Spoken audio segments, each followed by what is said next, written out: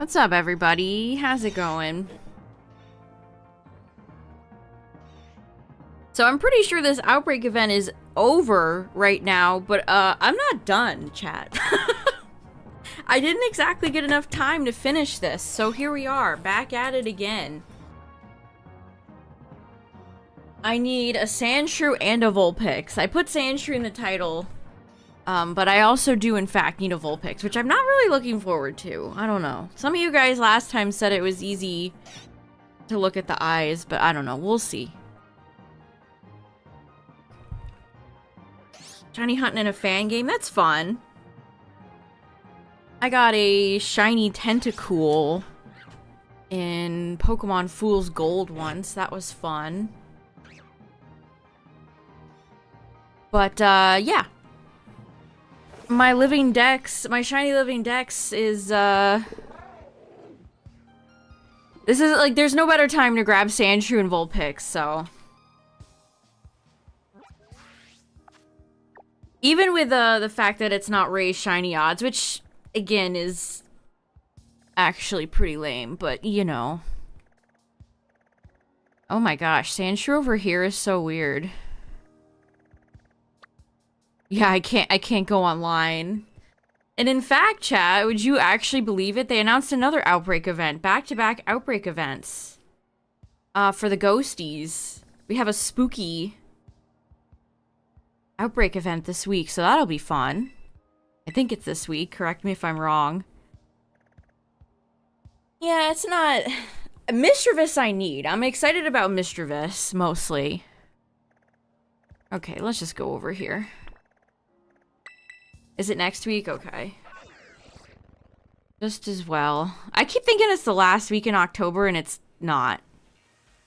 That would be next week. It's the 28th through the 31st? Okay, thank you.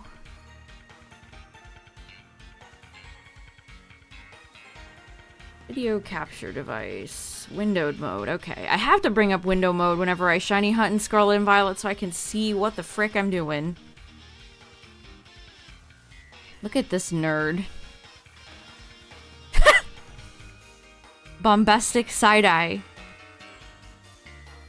What are the uniforms here? Oh, he put his arms down. Why did he put his arms down? The NPCs in Scarlet and Violet are so weird. About as weird as the uniforms they wear. It's like they're wearing gym uniforms. Okay, is this a good Sandshrew outbreak or is this terrible? It looks so... This is so unnatural, chat. This is so unnatural to see these Pokemon in the grass. It don't feel right. Ooh, it's a bit... I don't know. I don't know if this is a good one. Okay, what's going on with the Vulpix over here? I have to check this out.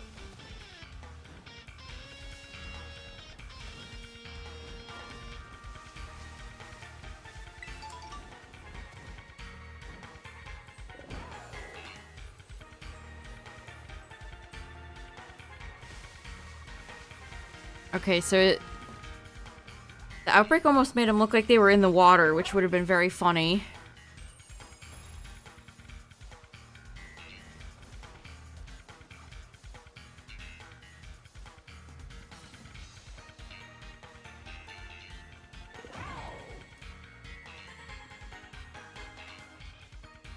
Okay.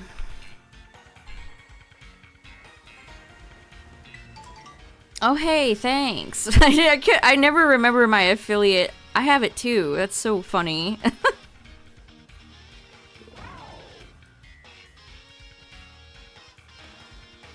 Too bad Twitch doesn't, like, actually really do anything for it. Okay, I don't think this the tall grass here is kind of too much.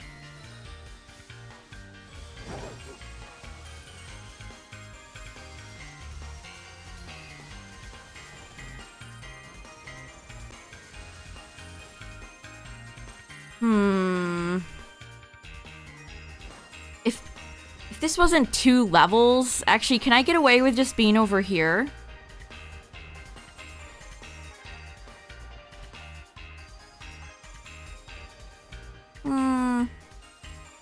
Okay, we'll try this one out. Being on the beach is perfect. This is a perfect location.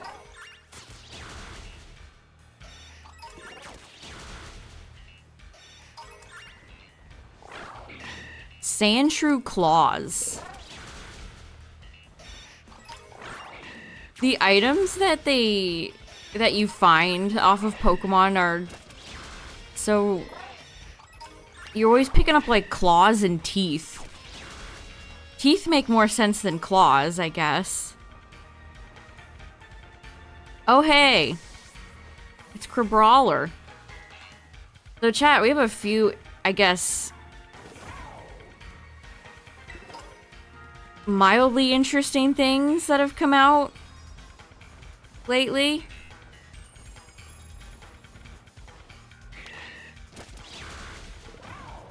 Tears, yeah. Isn't that Lapras? Isn't it the tears you collect from Lapras? It's so dramatic. Collecting Lapras tears. Okay, no, this Outbreak location's bad, chat. I don't like it.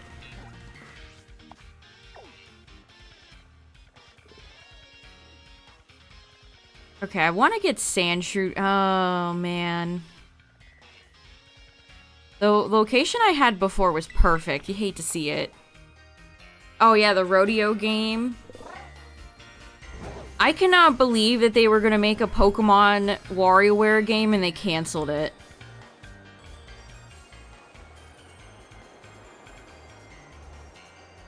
We really were robbed. But I was talking about our old buddy Koo has said a few things that people are speculating on.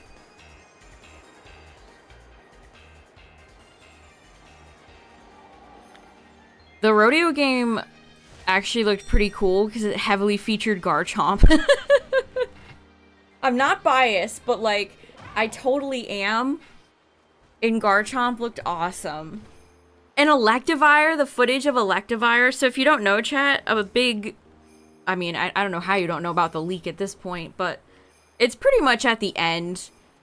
There's some Switch source code in there, but I don't think there's gonna be anything really for, like, concept art or anything for any Switch games.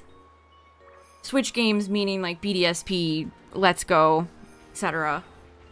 I'm not talking about PLZA or Gen 10. Not yet, anyway. But we found out about a few Pokemon games that were in development that they cut. Or canceled, I guess would be a better word. And one of them was a game called Pokemon Rodeo. And it looked pretty cool. Also, speaking of things we found out about, we found out about a lot of side games. Breloom was supposed to be in Pokken. If Breloom was in Pokken Tournament, it would have sold 5,000 bajillion copies. The early Pokken roster is kind of nutso. Chespin was on there, Keldeo, Meloetta, Pancham. A lot more little Pokemon than you would think.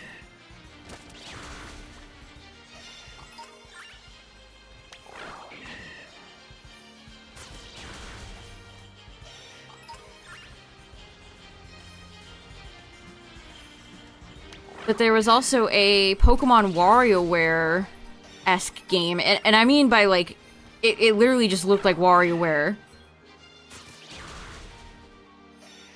It was kind of like a carbon copy.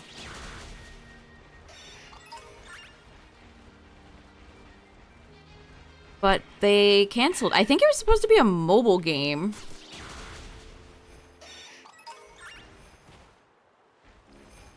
Oranguru's not real, buddy. Hope that helps. It's not a real animal.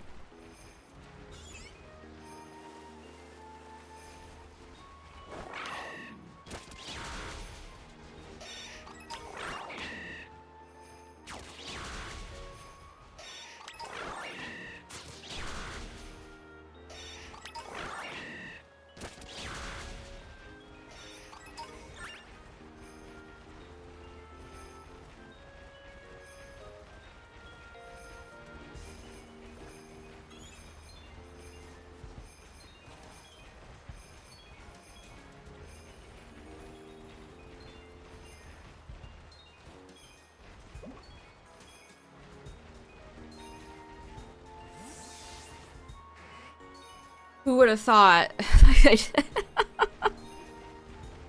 You make a funny, silly meme video about,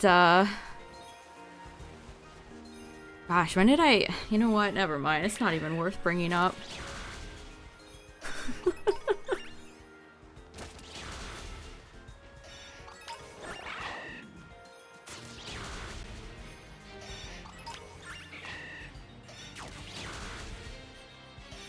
Squidward walking back home. Yeah. I don't know why they're so hell-bent on making mobile games. It's it's so sad, man.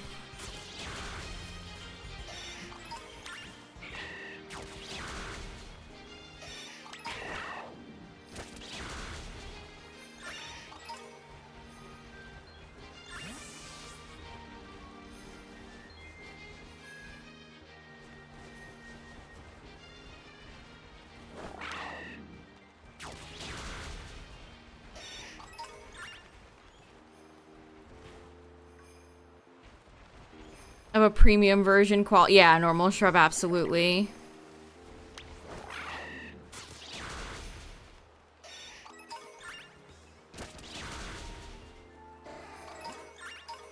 Absolutely.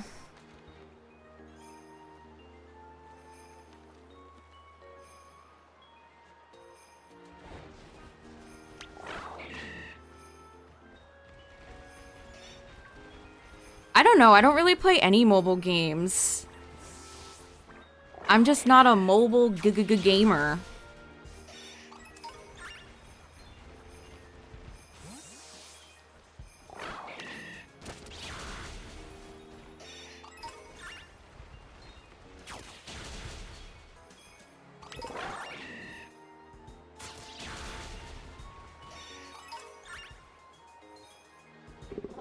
Yeah, absolutely normal shrub, yeah. Master Duel is a good one to bring up. Like, I like Duel Links, but it's so pay to win. That's the problem with a lot of mobile games. They are really predatory, you know? You either pay with your money or you pay with, like, your time.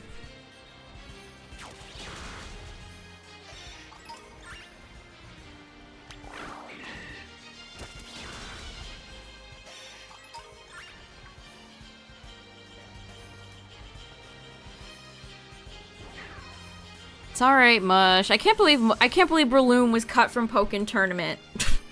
That game would have had 5 sequels by now if they didn't cut Breloom. Unjust world, chat. Unjust world.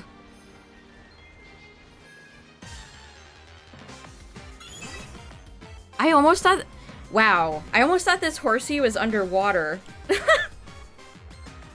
I almost thought this horsey was underwater.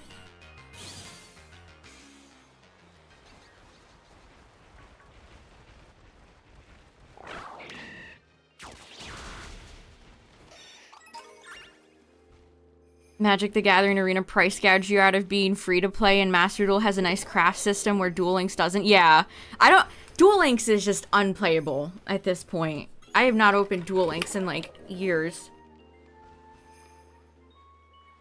I don't know. Breloom's arms are stretchy though. He's kind of like Reed Richards. Actually, that's a really terrible thing I just said. I'm sorry, Breloom. You're not like Mr. Fantastic. I'm so sorry. It's a terrible comparison. What's up, Rescue Squad?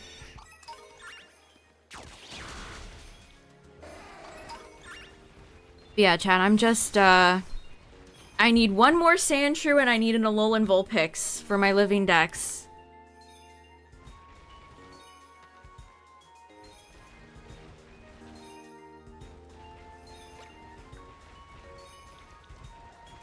What else did we find? Do I want to talk about the extremely cursed beta, gym leader character age list? You know what? I'm gonna ask. Think about the character Rorik, okay? From Gen 4, from Sinnoh. How old do you think Rorik is? Looking at him. How old would you guess Rorik is? The son of, Byron. He works in the mines. How old do you think Rorik is supposed to be? 17 and 19? 30? See, 30 is more my guess. Yeah, apparently he was supposed to be 15.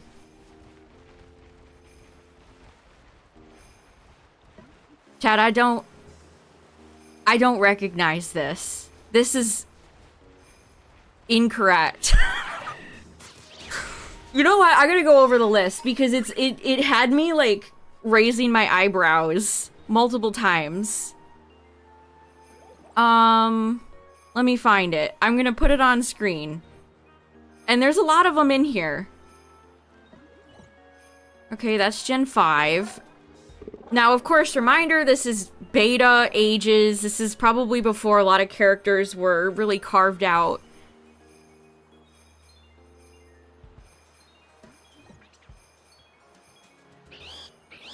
And I think this is why they don't give characters ages, because a lot of this makes absolutely no sense.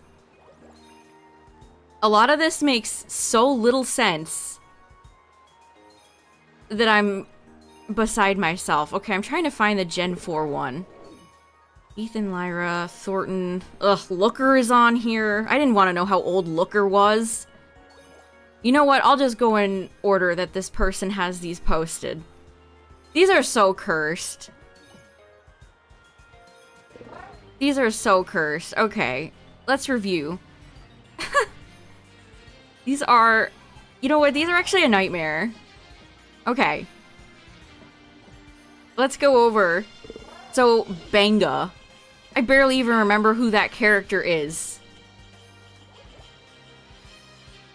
Benga, 14. Respects his grandpa. Okay. Alright. Marlin, 30.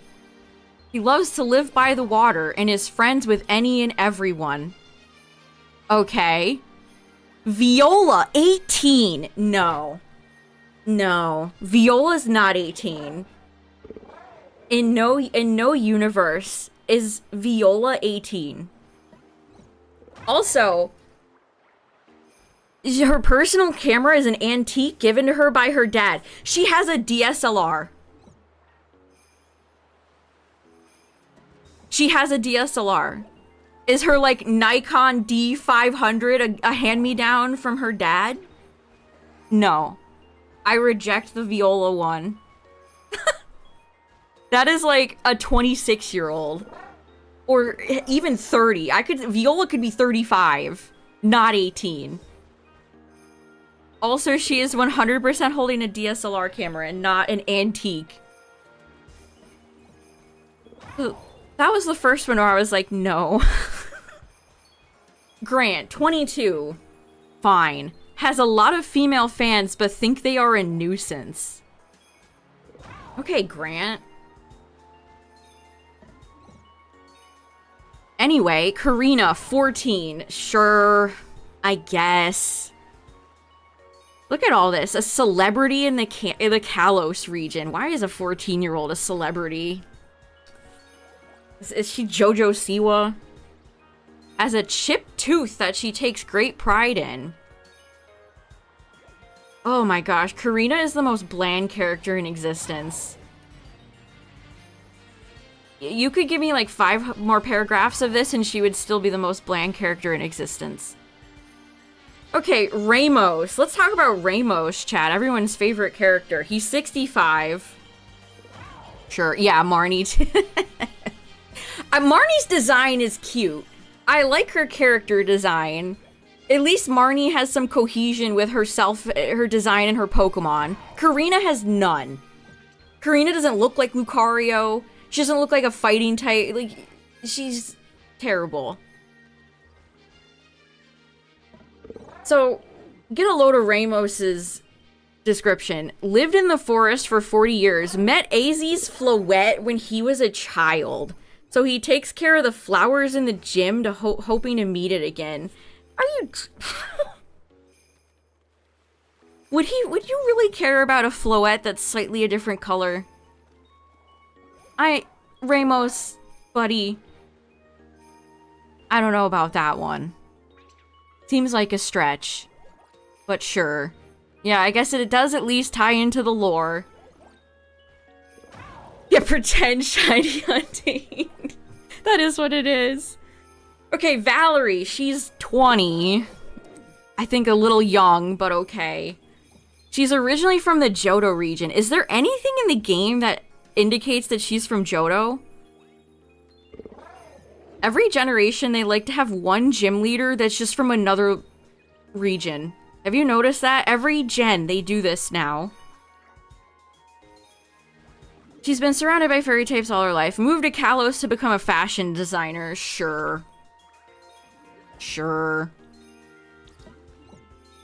I'll accept that. Okay, Olympia's is kind of crazy. Based on Storm?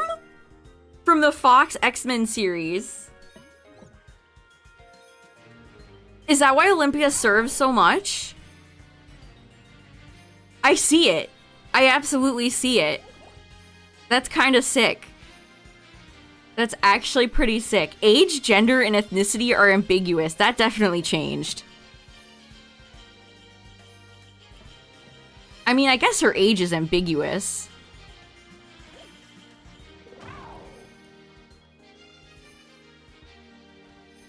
But yeah, Olympia is supposedly based on Storm.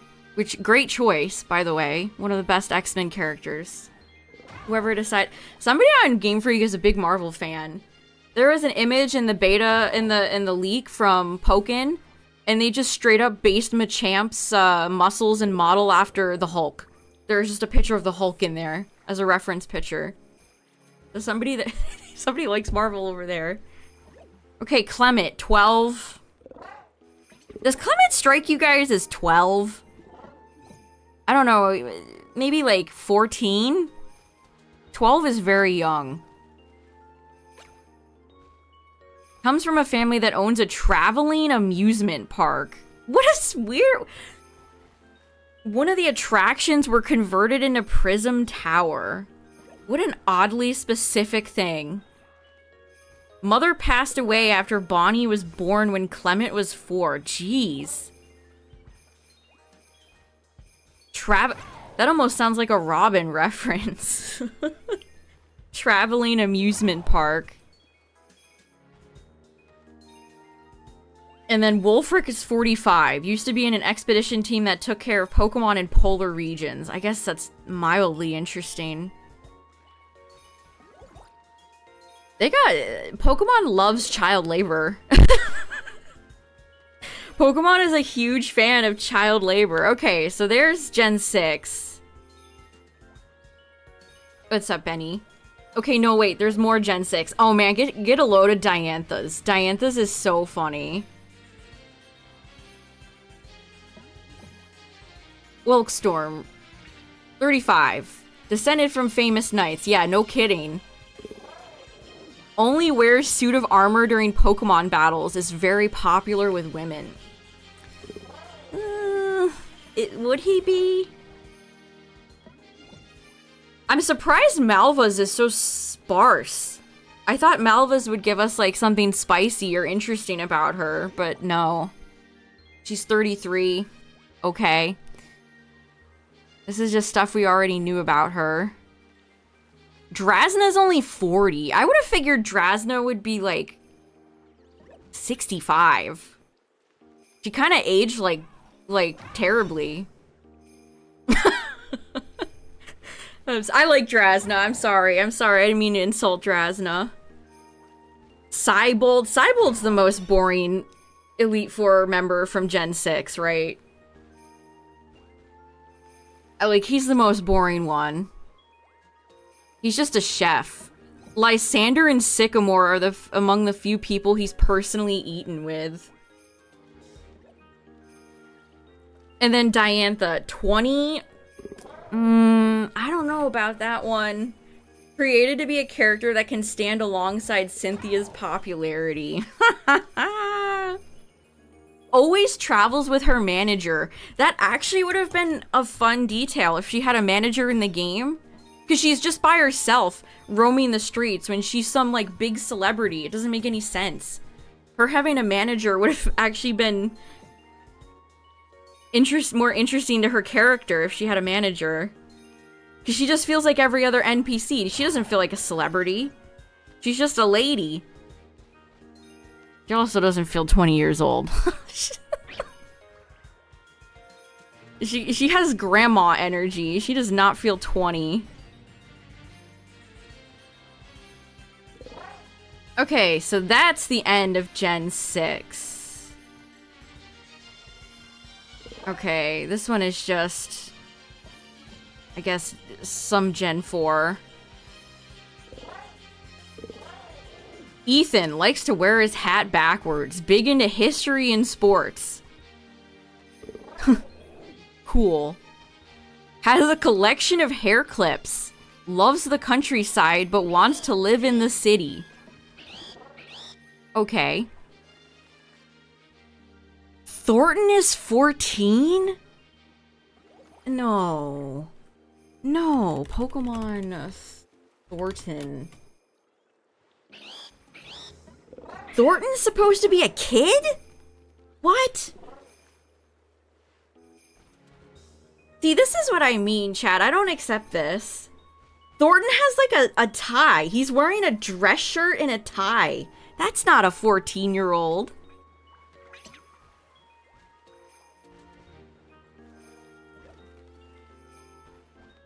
Argenta. I had to remember who Argenta is. Oh, give me a break, chat. Fashion model who became a trainer after discovering the beauty of all Pokemon types. 42. Wow. Argenta's 40. Oh. I think I'm getting her mixed up with somebody else.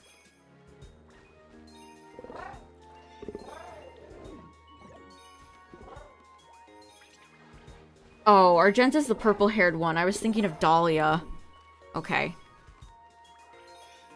Yeah, Argenta's definitely, like, a 60-year-old auntie. I don't believe the 42 years old. I don't believe it. Dratch. He's 25. Okay. Caitlyn, banned from battling because she would be too dangerous if she got out of control. Due to her parents being away all the time, she developed a cold demeanor. Caitlyn never came across to me as cold. She's just sleepy. And I respect this. She's 17. Okay. Dahlia, former dancer in love with reggae, dancehall, and is more fluent in Japanese than Fantina. Japanese. In my Pokemon... Real world languages in my Pokemon game? Dahlia's 24. Okay. So there's a little... I'll just read through Looker's. Looker's originally from Hoenn. Eeeh. Hoenn, can you take him back? Despite being a highly skilled trainer, he never battles and he is connected with the strongest trainers in the world. Is he? Looker's 43. Okay. Okay. And then this bottom paragraph, I think, is a Team Plasma guy? I don't think it's all Looker. Steals other people's research projects as his own. 71. Yeah, this is not Looker. This is, I can't even remember the character's name right now. But it's not Looker. Thornton is 14. Thornton. Okay, but wait, there's more. Okay, now we're at Gen 4.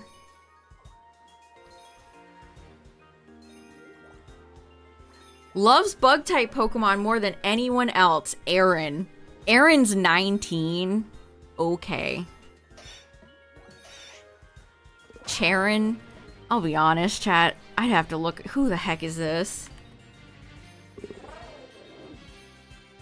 Extremely cool name to waste on a Nothing Burger character.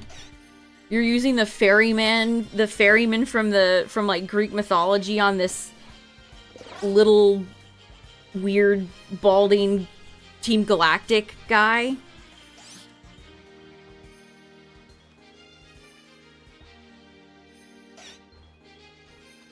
Wait, he has an ancestor in PLA? I didn't even know that. Charon has an ancestor in PLA. No way! Thanks, Bam Bam. I didn't even know. I didn't even realize Choi was supposed to be a Charon ancestor. Well, today I learned. Okay, so that was Erin. Bertha, specifically made for players to question her relationship with Agatha. Why?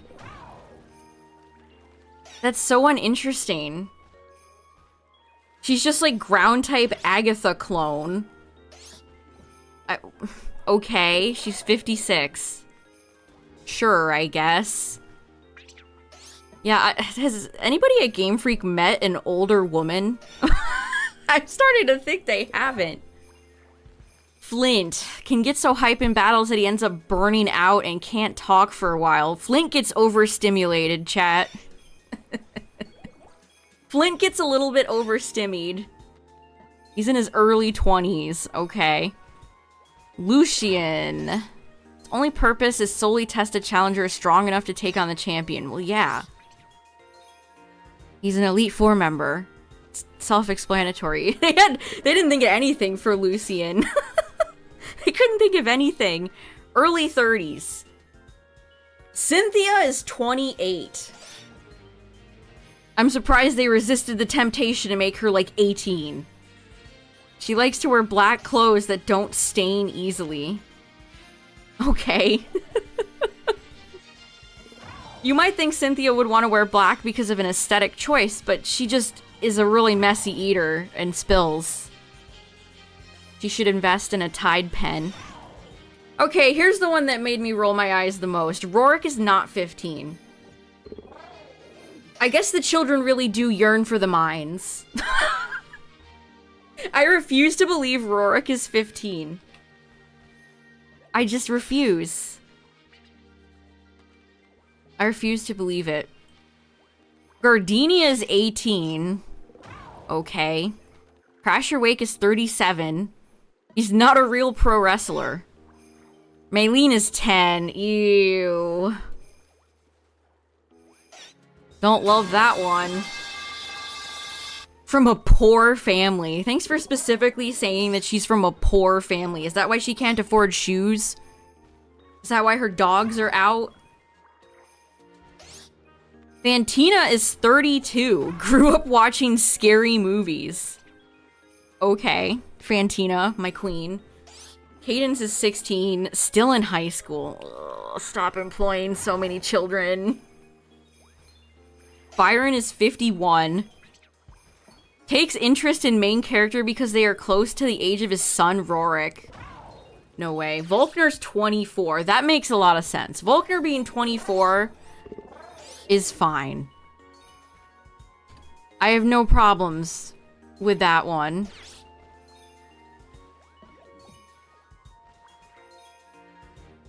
But wait, there's more. Did you want to know how old Steven is?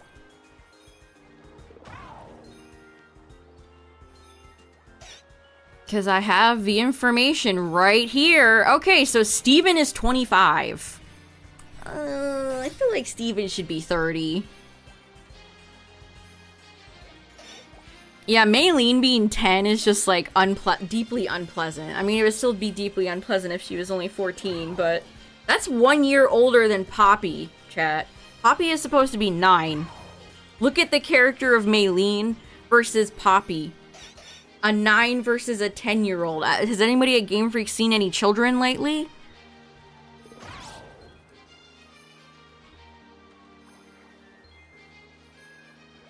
Alder. Alder is 57, based on Obi-Wan Kenobi. Okay, did any of you at all get that from Alder? Like, I'm not a Star Wars fan or anything, but I don't think I've ever I think Poppy is officially 9. I think that's real information. I think Poppy is actually 9.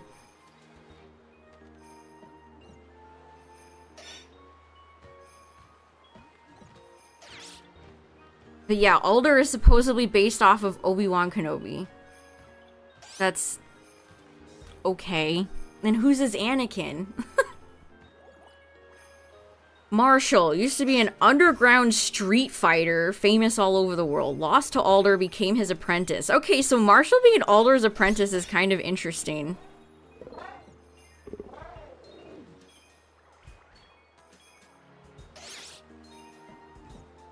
That's kind of interesting. He's 27, sure. Chantel, not much of a competitive battler.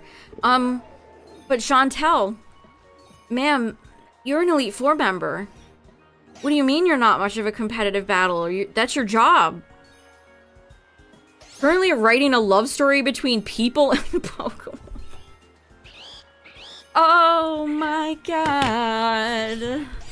Chantel's a real freak, chat.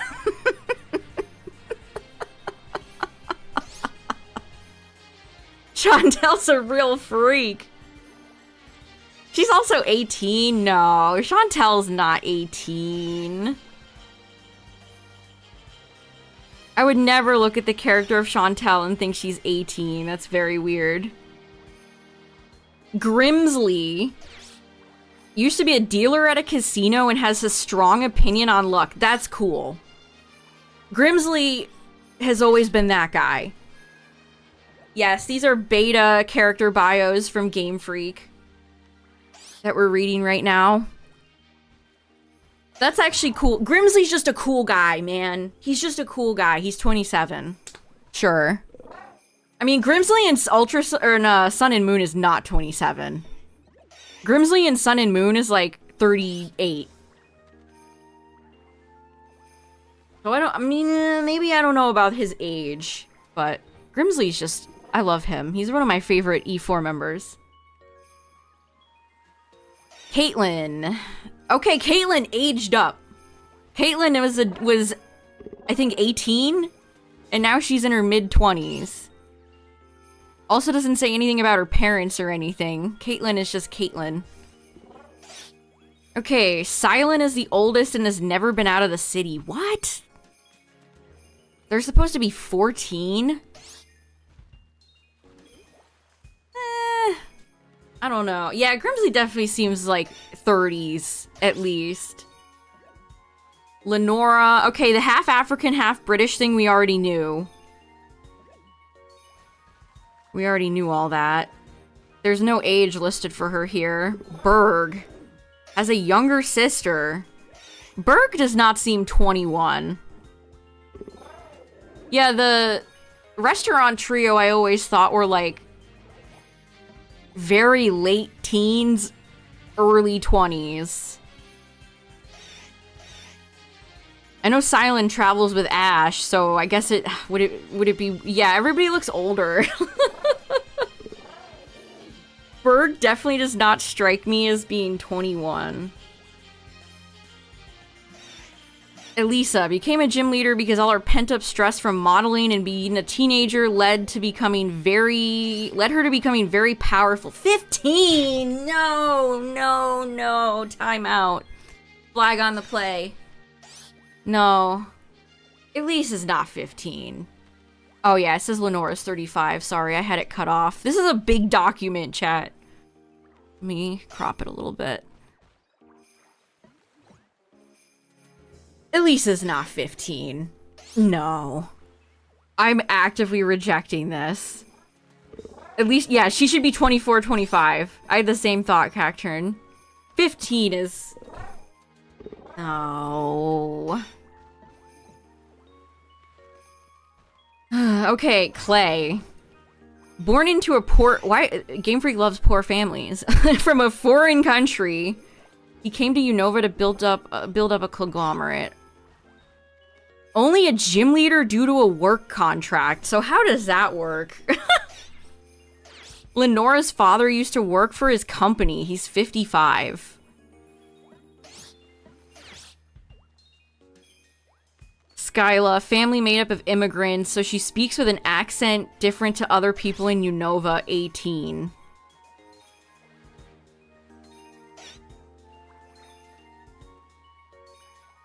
I guess. Sure. Bryson became a gym leader as a way to start a double life as a career ruining after a career. Oh, he had an accent during one of his films. I don't know why I became illiterate there. No one knows his real identity. Bryson is Hannah Montana? Okay. I mean, he's got the best of both worlds. Mix it all together. You know you got the best of both worlds. Okay, he's also 44. Sure. Does Bryson seem 44? I've noticed so far discussing these, chat, that none of these characters have been like, oh, that character doesn't seem that old.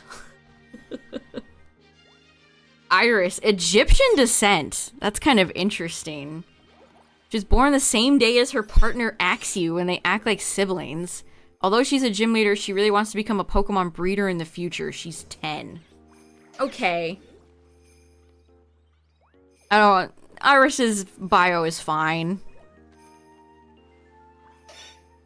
Alder has a son, a daughter-in-law, and a grandson that lives far away. Did they really come back to this for Drayton? Oh, Alder. I'm thinking Drayden, not... Different old guy.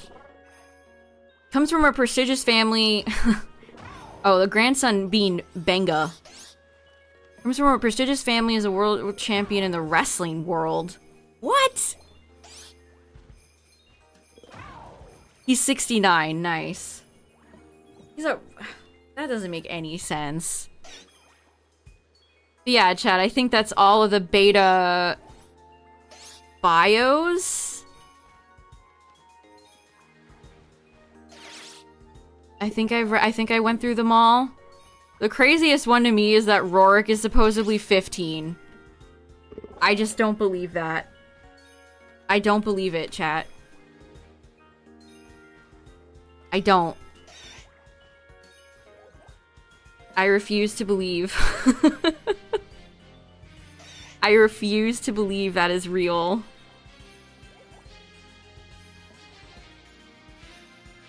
I'm seeing if there's any others.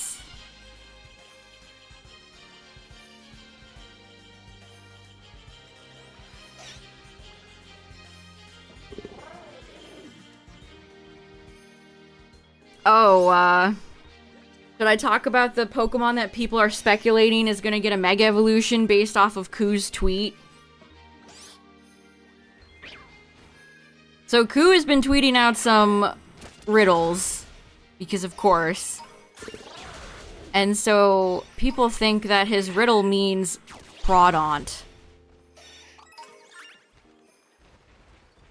Mega Crawdaunt.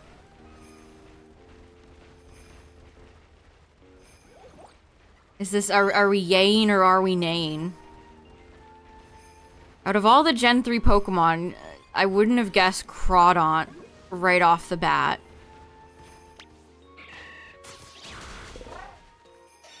It should be you, Reuniclus. It should be you. Yeah, I don't know. Maybe it's because we just got, like, Cloth and... Maybe I'm Pokemon crabbed out right now. I mean, who knows? Maybe they're gonna do something really interesting with it.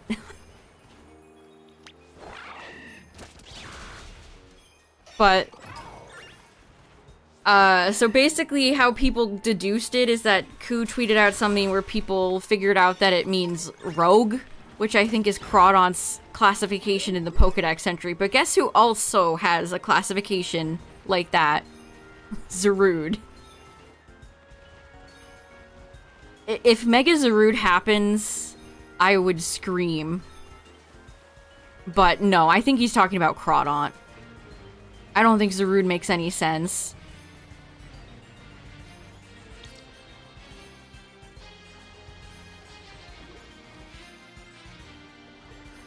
A 15-year-old walking up to you and being like, you should let your daughter out in the world.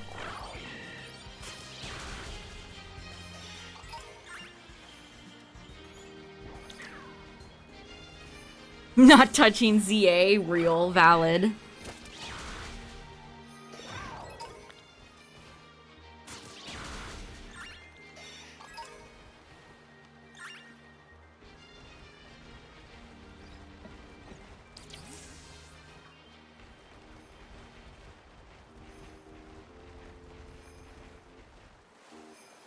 This outbreak is kind of bad, chat, unfortunately. The Sandshrew outbreak I had earlier was way better.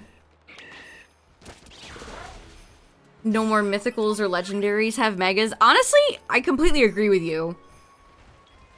I think when they give megas to legendary Pokemon, at least, you know, like Rayquaza, they're just...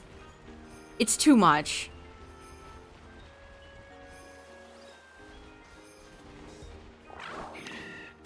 I don't need another, like, era of VGC where it's just 2 primals and a Mega Evolution again. Yeah, maybe Regigigas is the only one. Yeah, that's fair. Regigigas would get a pass.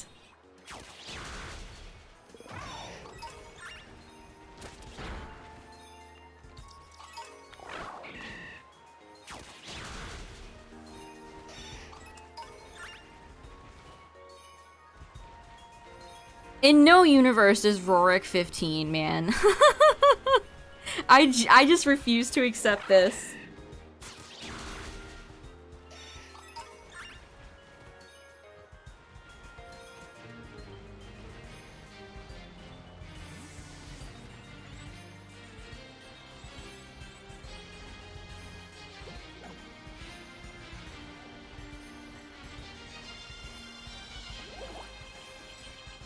Yeah, I don't know. It seems like we're just gonna get Mega Evolutions and not any, like, Hisui forms or whatever the equivalent would be for PLZA. Also, another thing to note about PLZA, chat, is apparently it's not in the past. Which I think is kind of obvious, but it's apparently modern day.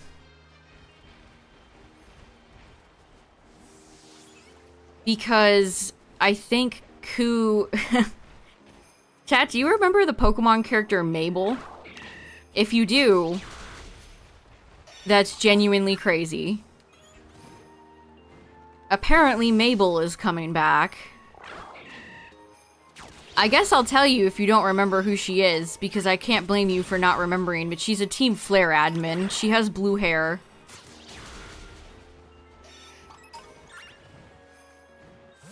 The admin ladies in Team Flare had way more soul and sauce than Lysander 1,000 times over.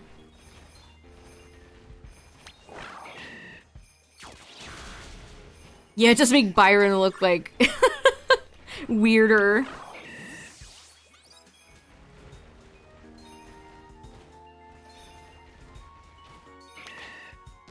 So yeah, if Mabel is still around, that probably means modern day. Yeah, Malva also has way more personality. She just should have been the evil leader. Lysander did not need to exist at all. They could have potentially explored something interesting with him and his relationship to Sycamore, but they just chose not to. Cut him out and have Malva be the team leader.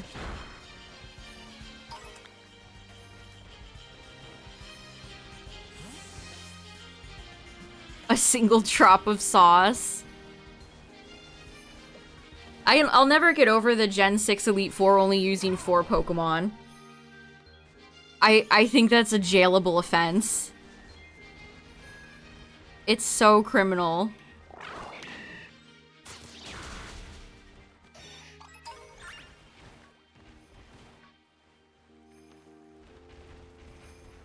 Genuinely so criminal. Sycamore with white hair and a dirty jacket.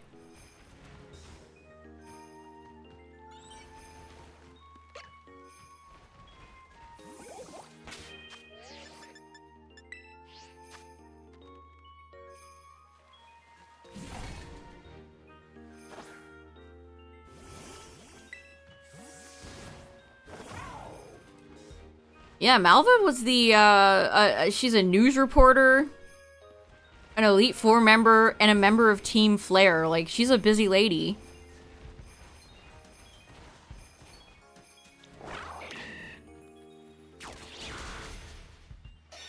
She is a busy lady.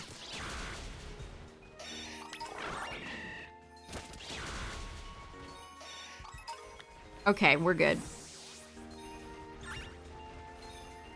Speaking of AZ, let me find that picture of the concept art of AZ.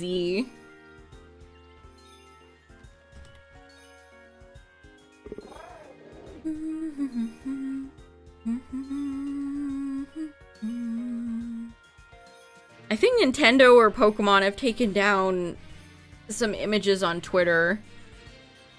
Things are harder to find now.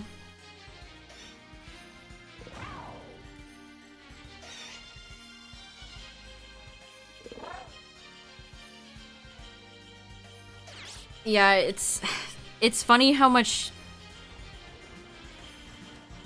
of a better designed character she is than Lysander.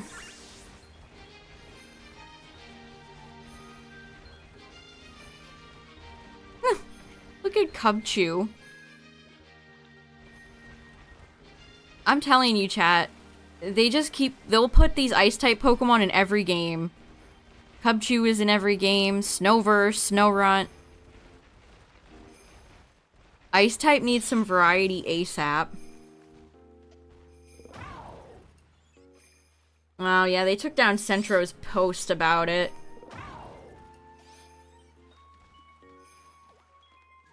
Also, to correct some misinformation,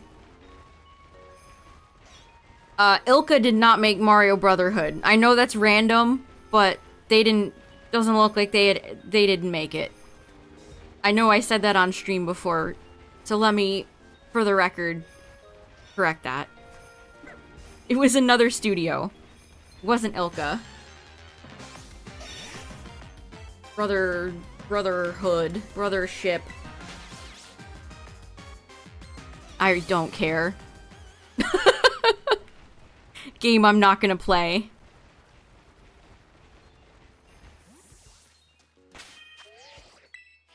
But yeah, let me just set the record straight.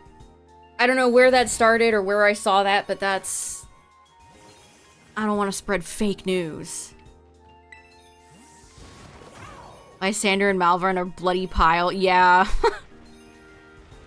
X and Y's, anime and other media, like the manga, are buck wild.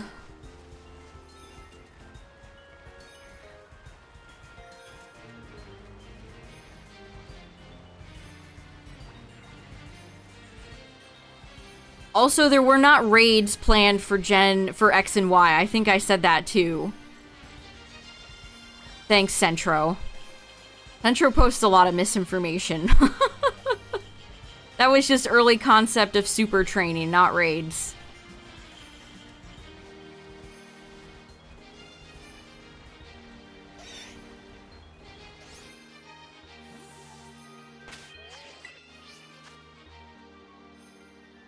Yeah, Alolan Sandshrew does look pretty nice. Oh, I found it, I found it, I found it. This, like, creeps me out, chat. This gives me the ick.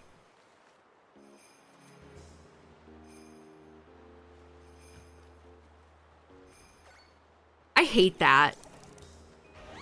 How long are this guy's bones? So at one point, AZ was like a normal guy, right? Can you imagine your flesh growing like this is body horror. I hate this. This makes me itch. Also, Norman is here, so that also makes me itch. But there's how tall AZ is if you want to... This man would not be able to walk around and not have people question him. I don't believe this. AZ would have been kidnapped by the government and held in like a government facility, like if Superman had crashed in Metropolis instead of Smallville.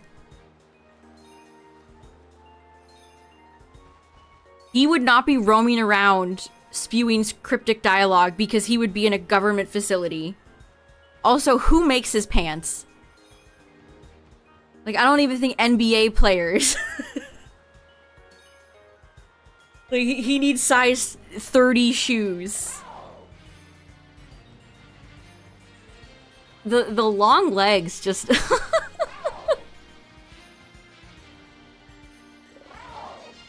Oh, but yeah, there's that. There's that.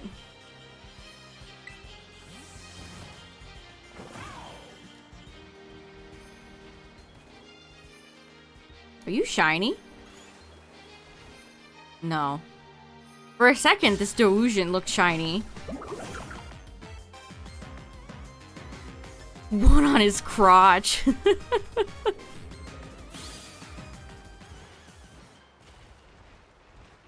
I know I've said this before, and I know it's like a personal thing. But I can only suspend my disbelief so much. AZ is such a fantastical, kind of goofy character. It just makes X and Y's plot that much more sillier / incoherent. That there's just like a ginormous man roaming around. Like, how did Lysander even put him in jail? AZ could probably pick up grown men and throw them. Or, like, Titan Stomp. Imagine getting kicked by AZ's million-mile-long legs.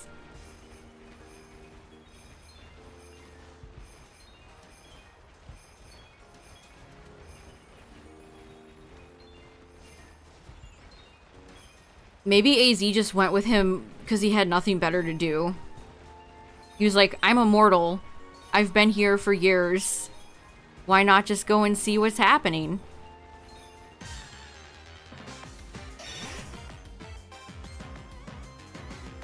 Like, why didn't I get to see a cutscene of that? Whoa, where did this guy spawn from?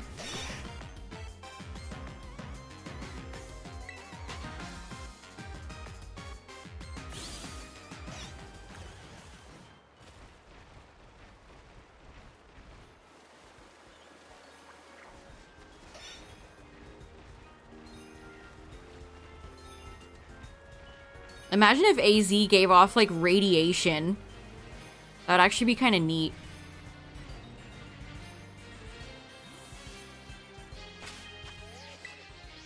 I'm sure we'll find out more about his backstory in PLZA.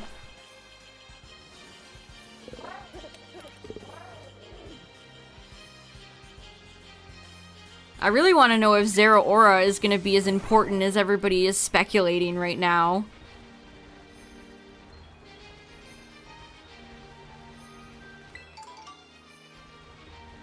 Also, has anyone made any more progress with their Meloettas? I haven't. I kind of want to complete my Sword and Shield Pokedex because I feel like that's going to be the requirement for whatever Pokemon is 8. So probably Zarude.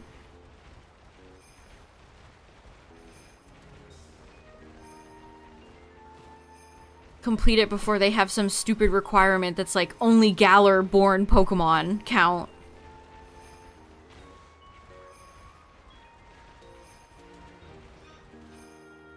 Yeah, when he was roaming the desert route, just mumbling garbage about Floette. I know, it's such like...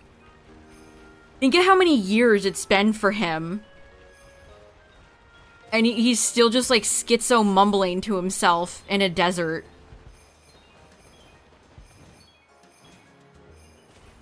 as if the events, like, happened last week. Ugh, X and Y's plot is so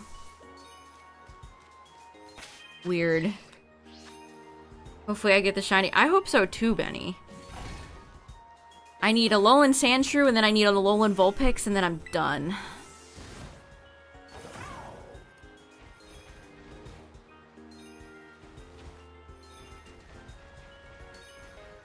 Yeah, if you look at all the things that they originally planned for X and Y that ended up as cut content, we could have had something. Southern Kalos.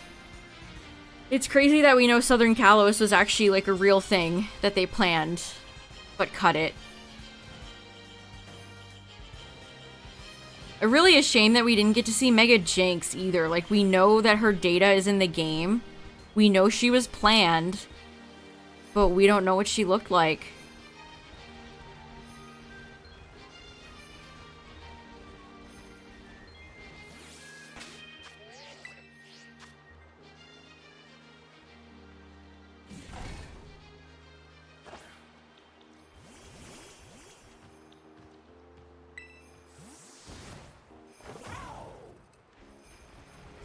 Yeah, there's no way AZ is just 8 feet.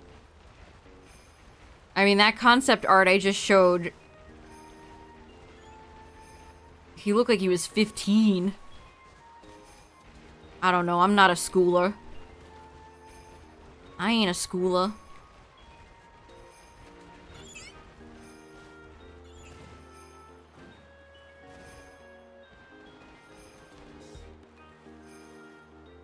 Did we talk about how there was supposed to be some sort of battle facility as well in Southern Kalos? So they were never going to put the battle frontier in Oraz, but they were going to have a battle facility type similar location in X and Y, and it got cut.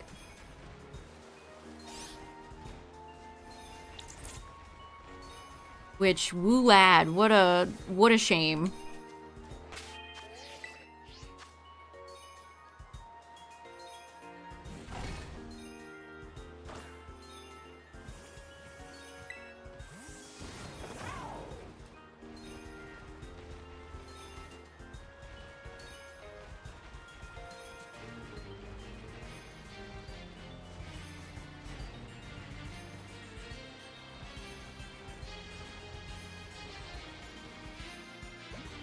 Alright, we're looking for Blue Tummy Sandshrew, chat. Where's, did I delete it? Might have deleted it. Hold on.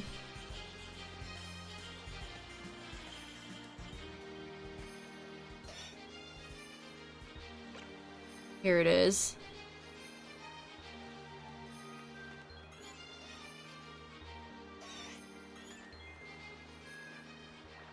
How tall is this man? Look at his weird, like, shoes. I don't even know what to make of that.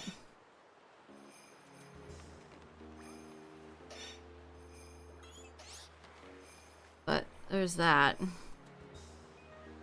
Hold on, I gotta turn my fan on.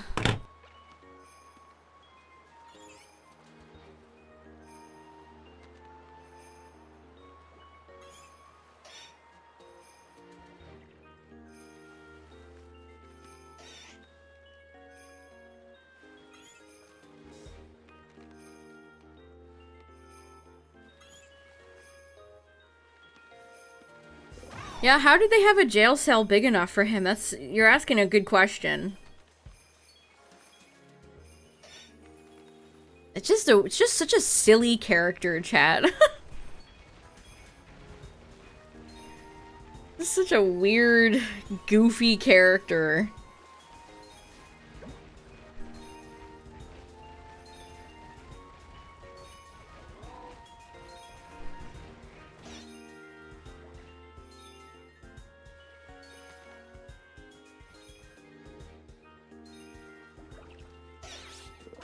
Yeah, in the overworld, he doesn't look that huge. He's just kind of mildly large. Yeah, that's a good point, actually. The chibi style in X and Y doesn't really display what a ginormous freak he is.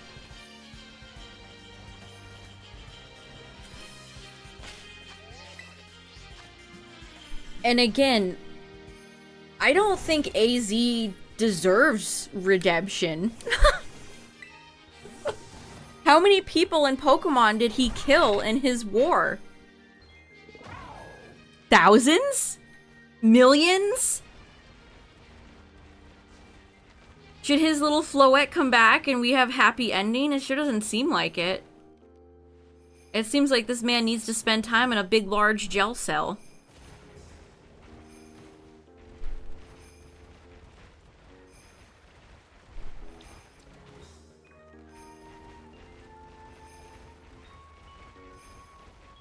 Also, in the concept art for the Pokemon War, Giratina was pictured.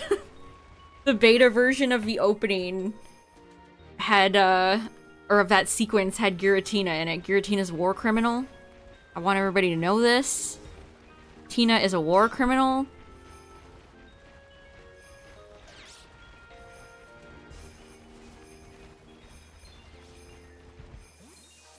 If I don't get Sandshrew soon, I might swap to Vulpix and then come back.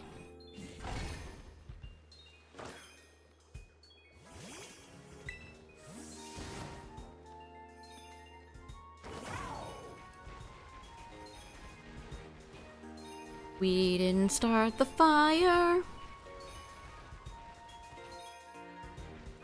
Yeah, what do you even do if Tina is facing you down in a war?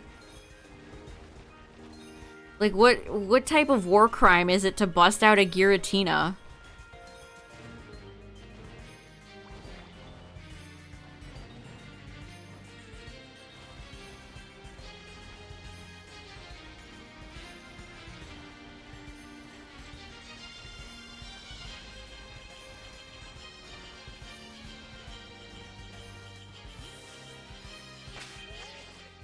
Seems like it'd be a pretty big, no.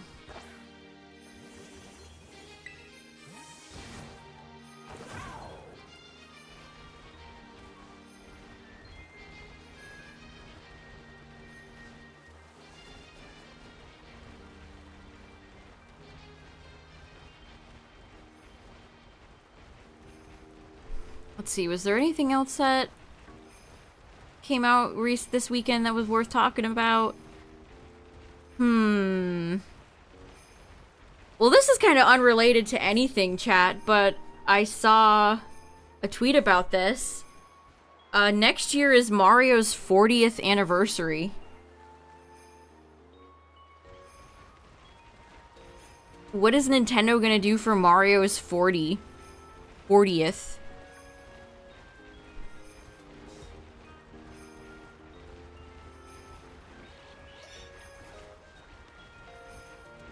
Discount Mario Odyssey for $3.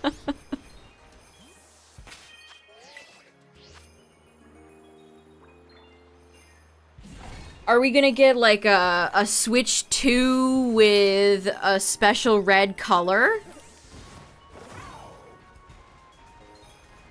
Also, Midnight, I saw a Mario Wonder blind bag line of standees and Toadette was in there.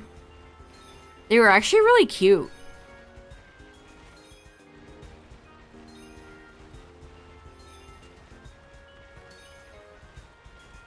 It's kind of crazy how little merchandise that Nintendo makes for a lot of their games. Like, why is there just now Mario Wonder merchandise trickling in?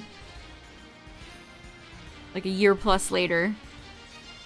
Yeah, I hope they do something fun for Mario's 40th. I don't, like a game and a limited edition red console would be nice.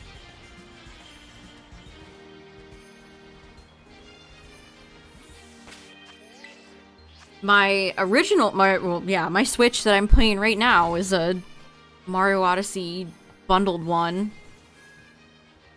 Maybe they'll do another collection? Another limited time goofy Nintendo shenanigans collection?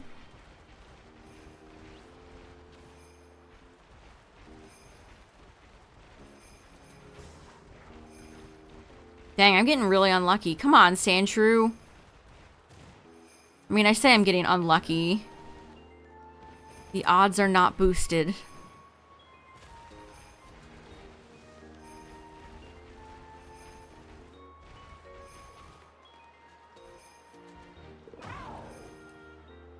Mustard. Yeah, that's another character with a weird age thing. That's a good point.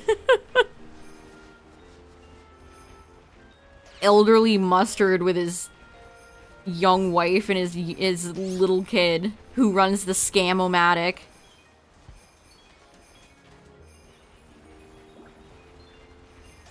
Yeah, Midnight, it doesn't help that they're blind bag. I'm sure you could find a place to buy them, but then there's no guarantee that you'd pull Toadette.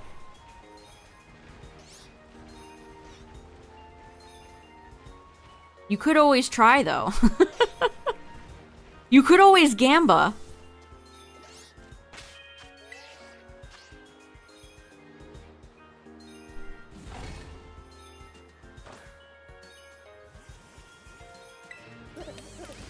Golden go.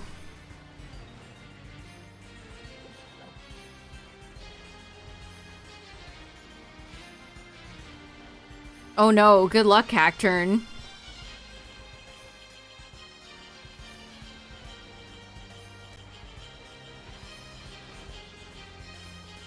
Yeah. That's so standard. Here's a cool line with a bunch of characters that barely ever get any merchandise. Anyway, haha, they're blind bag.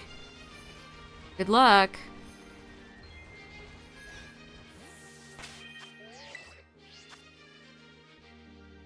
Anyway, good luck.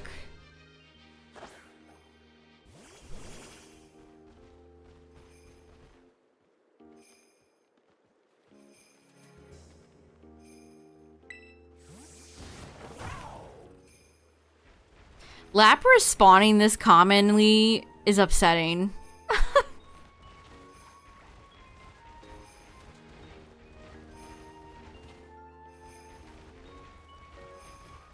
My boy Lapras should not be spawning like this.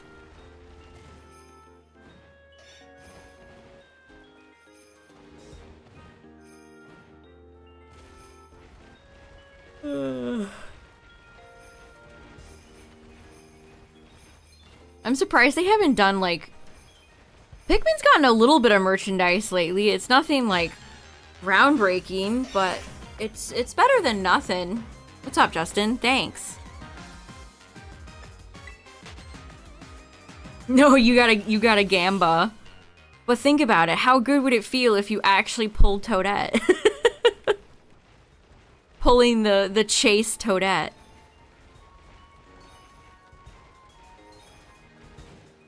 But yeah, next year is Mario's 40th anniversary. I hope we get a Switch 2 that's red. Something about red consoles, red technology, chat, just, it hits. And maybe... Well, we're definitely getting a 3D Mario game next year. I hope it's good. Yeah, Crimson. Man, the Wii made most colors look good. The lime green Wii lives in my dreams. The glossy plastic sheen that the Wii had with those colors. Oh. There's nothing better.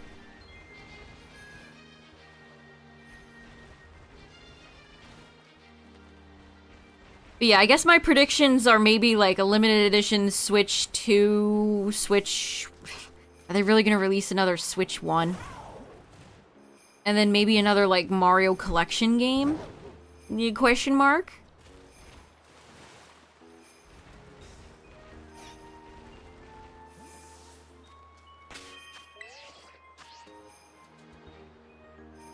Ooh, you have a red Wii nunchuck? That's fun.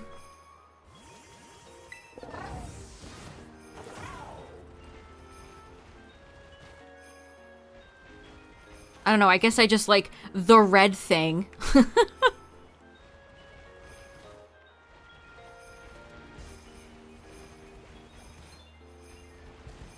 I wish the Mario Odyssey bundle red Joy-Con Switch had more. The dock is it's just the basic dock. That was kind of early on before they started really going all out on the dock designs.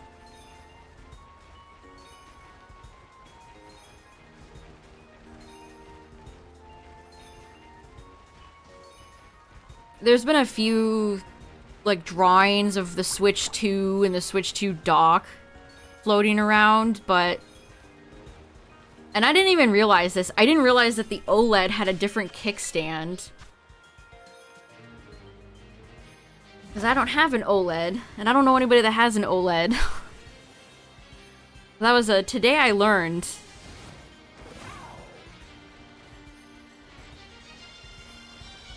Oh, my room is so toasty. It's almost November and it was 80 degrees today. Disgusting. Yeah, the Kickstarter on the Switch is one of the worst things about the console. The Kickstarter on the original Switch is really bad. So... I saw that and I was like, ooh, a nice new kickstand. And Tyler was like, yeah, the OLED has a kickstand like that. And I was like, it does? Oh. I learned. No, not the blizzard, please. This hunt is kind of annoying enough. I just need one. I just need one more Sandshrew game, please. Pretty please.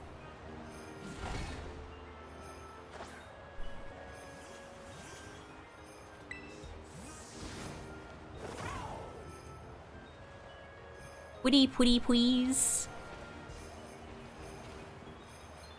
You got the teal one? That's nice. Nintendo does blue consoles well, too. The DS Lite I had in dark blue. That was a nice one.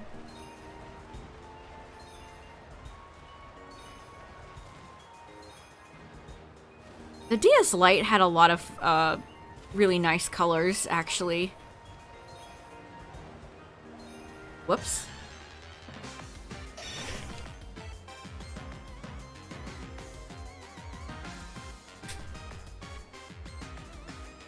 Yeah, the new 3D, yeah.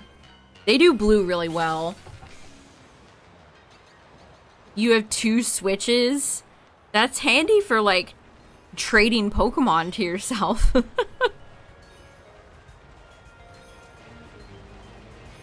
That would be handy, for Dex completion.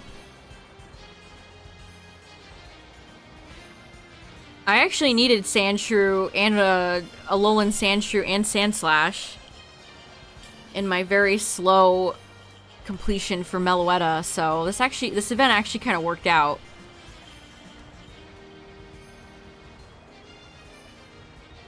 Getting Passimian shiny was also quite nice. So the goal is to get 1 Sandshrew and 1 Vulpix, and then I don't need anything else from this event.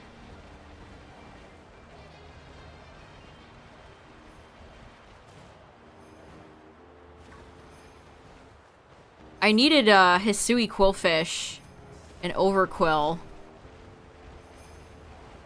And I could not for the life of you tell if you asked me how to evolve, like, how do you get Overquill for Quill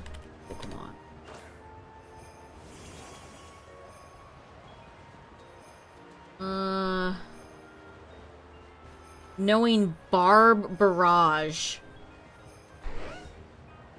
Yeah, I would have never been able to know that unless I didn't look it up.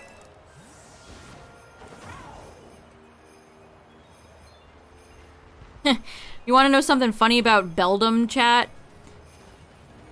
In one of the beta design sheets for Beldum, you know why it's called Beldum?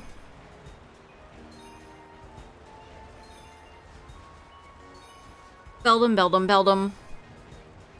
Because it was a little weight.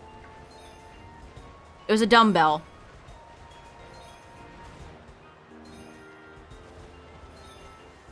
It's still almost kind of looks like it could be a dumbbell, but its beta design was very clear that it was just a dumbbell. Which makes a lot of sense as to why it learns just takedown. Actually. Now that I think about it, that's cool. Metagross's line is really cool.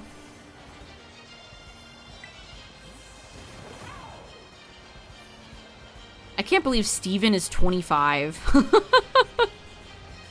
In no universe is Rorik 15, though. I refuse.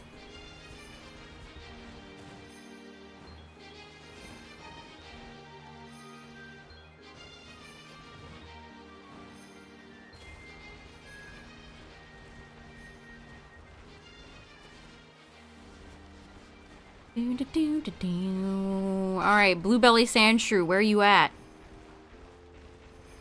Ooh, I just got dizzy for a second. I usually don't get, like, motion sickness from games, but sometimes spinning the camera around in this game gives me a headache. Yeah, Elisa's not 15, like, please. Yeah, I don't think anybody in Game Freak has met a child or an old person. I don't think anybody at Game Freak has met a child or an older person.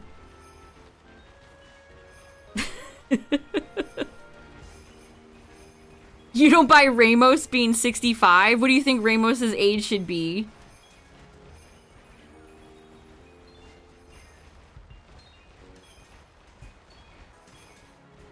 He looks 80.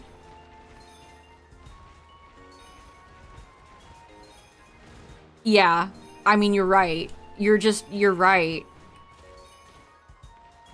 Yeah, Ramos looks like he's... I don't even know how to describe it, but you're right, yeah. 65-year-olds don't look that elderly.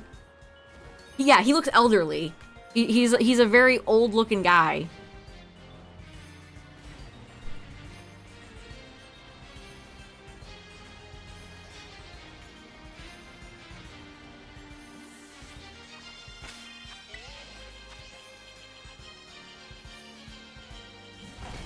To Game Freak, Rorik is a very appropriate 15-year-old, and Ramos is 65. Make it make sense. Yeah, Cacturn, exactly.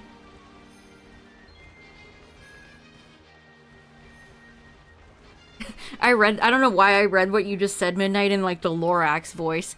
He cares for the trees.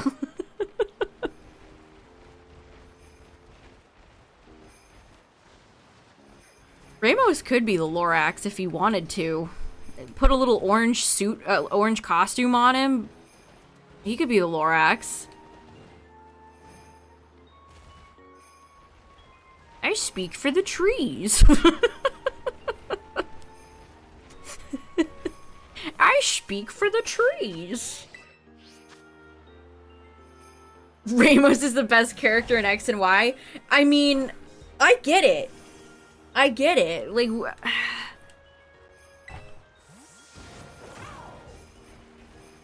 who else? Like, what are some other really standout human characters from X and Y?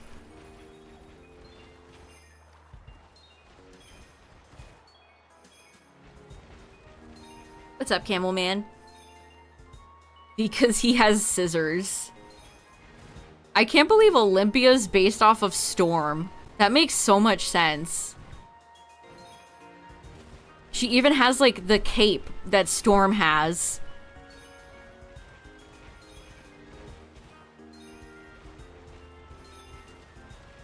Do we need Game Freak to keep basing characters off of Marvel characters?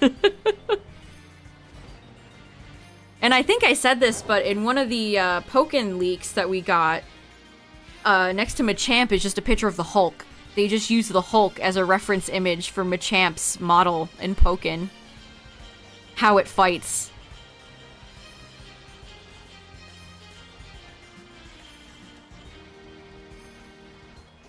Happy affiliate anniversary. Thanks, chat.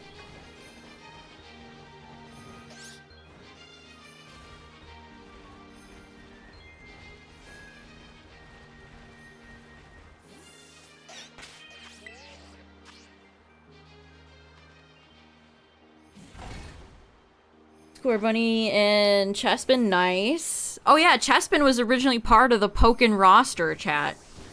Could you imagine fighting as little tiny Chespin? Chespin actually would have been fun. I see the potential.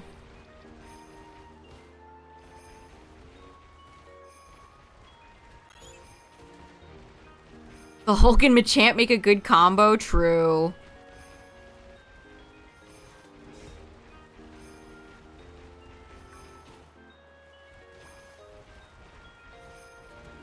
What's up, Pokebreaker? I know, Primarina's always left out, Omega. It's so sad. It's so sad. I think some things about Pokemon Unite leaked too, but I don't know. I don't. Even beta leaks for Unite, I can't find myself to care about very much. You love Beta Wooper? It's a good Pokemon, isn't it? Well, I guess it was a good Pokemon.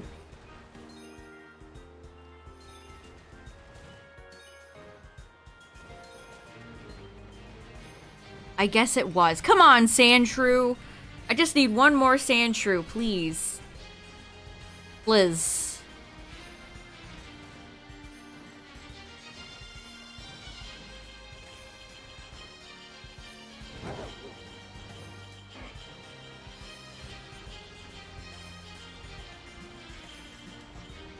Breloom, I think, yeah, I already talked about this. Breloom was supposed to be in Pokken Tournament too, so. I can't believe people are switching up on Mudkip for that rabbit fraud. Could not be me. I'm always in Mudkip's corner.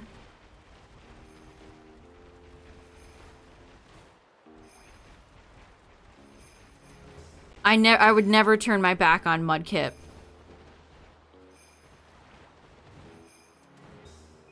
Never turn your back on a friend. I would never turn my back on Mudkip.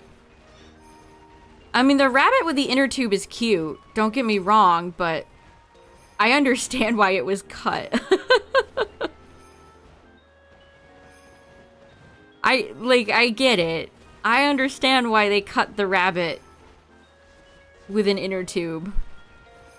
I mean, I think it's pretty cute that it matches, like, the tubers, the little kids, like, in Slateport with their inner tubes. But, you know.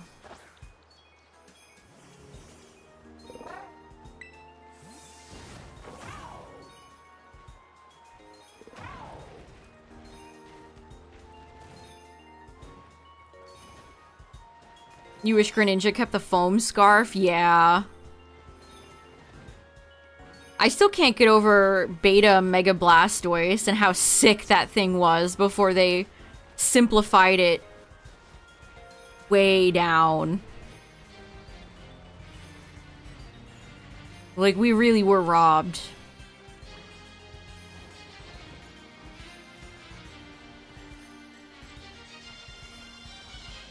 Evolato's your Beta Wooper Midnight.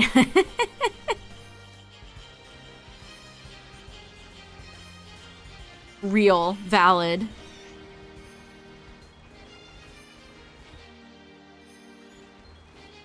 Silver, Mirror B. Mirror B. Cynthia, Grimsley, Malva, Nanu, Opal, Penny. It's a fine list.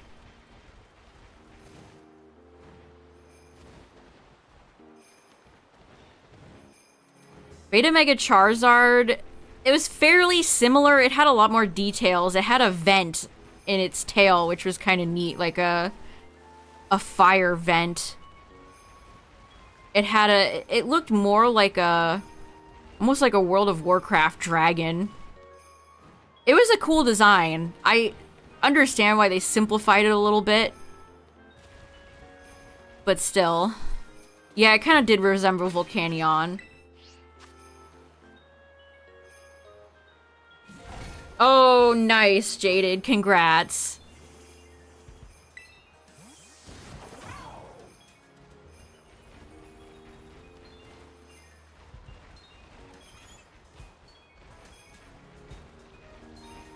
Yeah, congrats to anybody who got their Meloetta. You're Pokemon's strongest soldier.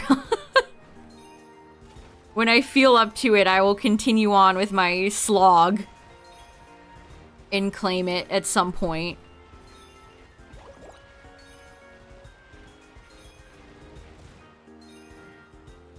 The one that looked the most different was definitely Mega Venusaur. Mega Venusaur looked quite different from both kind of Venusaur and the end product. You're not gonna touch Meloetta, and I would not blame you for that.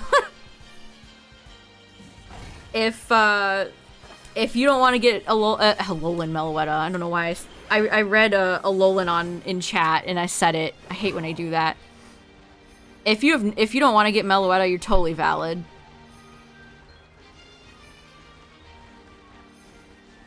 Because it's a nightmare.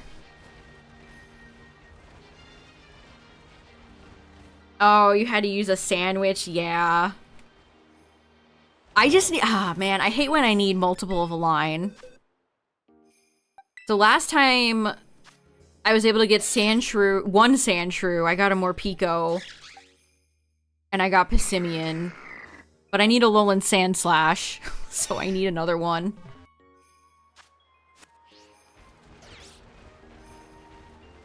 Waiting for stuff to transfer up to generations, yeah. Yeah, Volcanion used to be brown.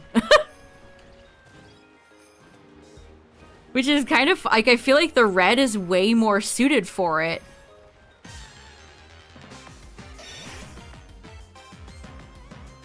Yeah, honestly, Mega Venusaur was pretty sick.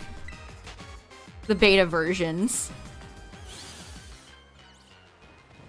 Real, actual Mega Venusaur has always just been kind of mid. I never really had many thoughts about it. Never struck me as a really inspired design.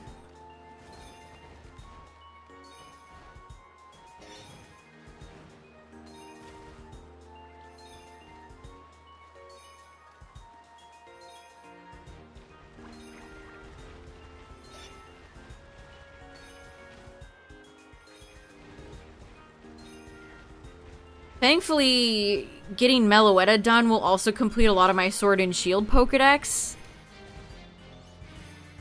Because I have a nasty feeling that's what they're gonna want next. Oh, shoot. Oh, I wish this event was boosted shiny odds. But alas. It's also over, so if you wanted to do this, I'm sorry, but you missed out. I just haven't gotten online. So pro tip, if you don't have time or you don't feel like it, get the event in your game and then just don't go online.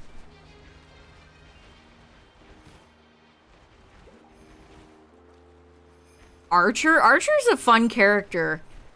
I don't see a lot of people praise Archer, but I think Archer is pretty fun. Norman. Wait, were you being like don't be mean to Archer. What's wrong with Archer? Because I see you have Norman listed next. And that makes me doubt the legitimacy of the list. Not Norman. Not Barry. Not Trevor. Swordward.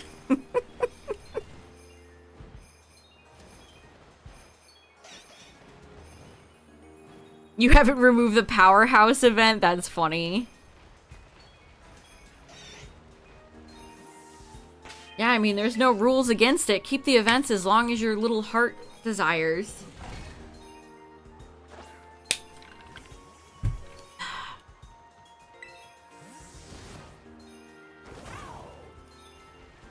Bing, bing, bing, bing, bing. Ariana. Archer and Ariana both kind of slay. I love both of them. Photon and,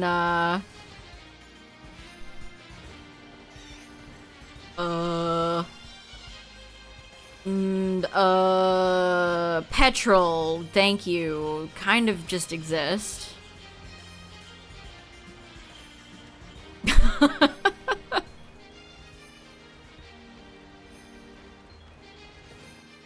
Man, if you asked me to name any, like, admins for, like, Team Flare outside of the fact that Mabel was brought up by Koo. So I know Mabel. Now I'm very familiar with Mabel, but if you ask me to name the other ones... Uh-oh. Mabel... Stinky and Greg.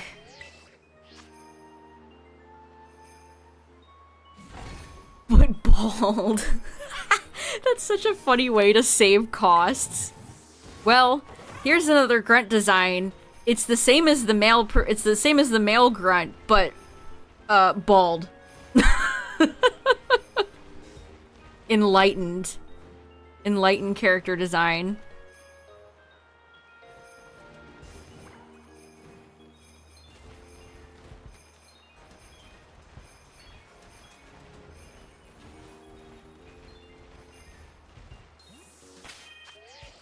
Besides Lysander, yeah.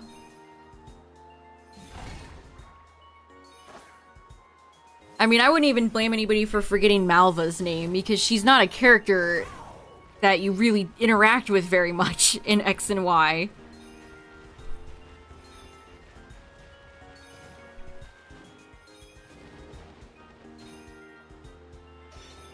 Malva kind of reminds me a lot of Plumeria. Guzma and Lysander couldn't be more different, but Malva and Plumeria have very similar vibes. They kind of run things behind the scenes, you know what I mean?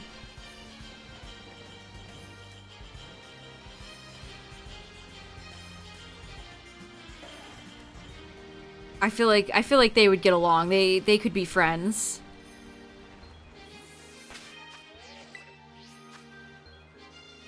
Lysander and bald guy.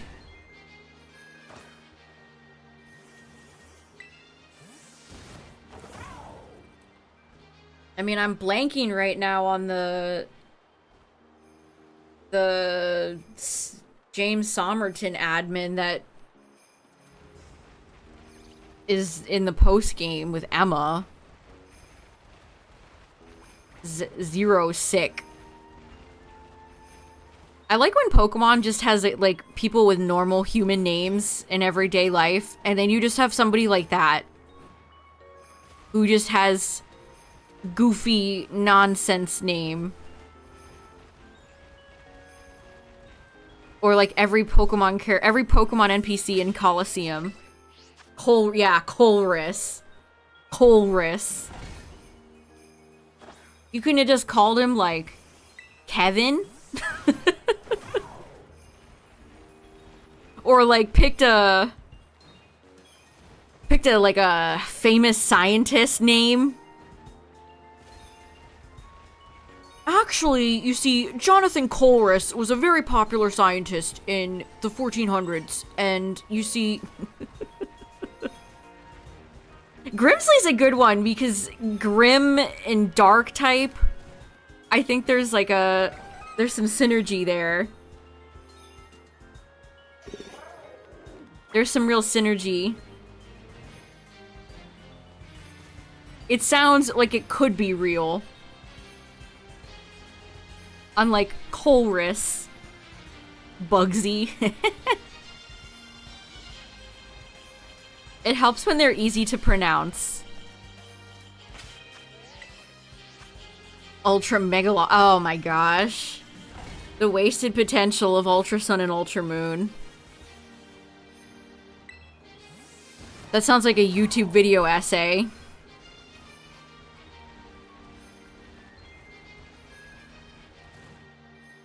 The dark, quiet beauty of Pokemon Scarlet and Violet.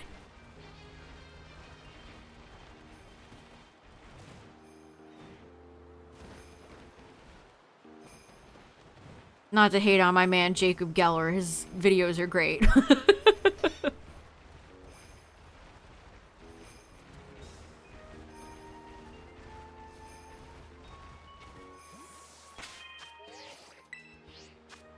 Yeah, Ultra Space, it's such a neat idea. It's such a neat idea, but I don't like the Recon Squad either. I think their designs are pretty lame.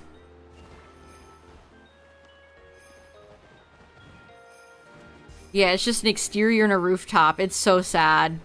I mean, Ultra Sun and Ultra Moon were made in like a year, literally. And you can tell.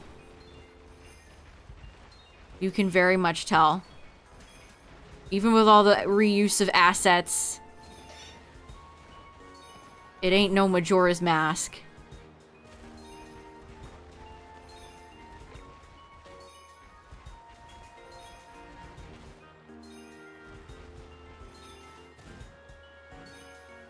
Don't make me bring up the Ultra Sun, Ultra Moon art where it's just so gorgeous. And you actually get to see the city. And then that's nowhere to be found in the game.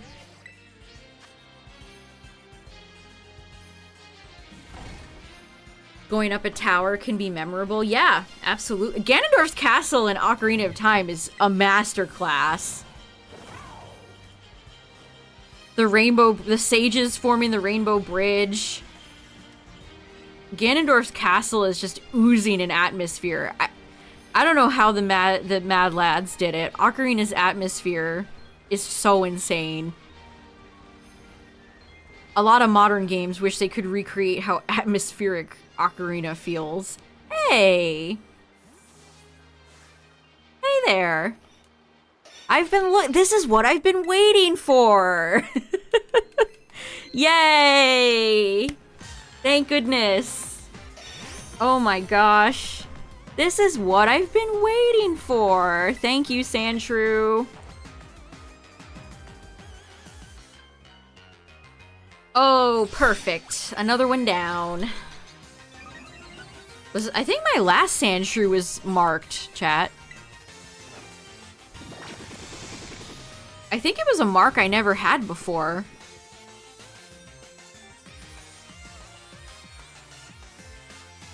Yeah, Ultra Necrozma is like Eternamax Eternatus. See ya never. Yay, it didn't fight me. We're so back. We're so back.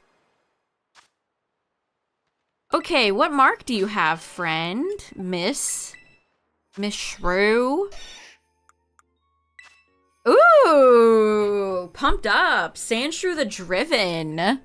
That's awesome. That's actually really cool. Yeah, both of my Sandshrews had marks, chat. This is not a boosted mark event. I have Sandshrew the Beaming and Sandshrew the Driven. That's actually really sick.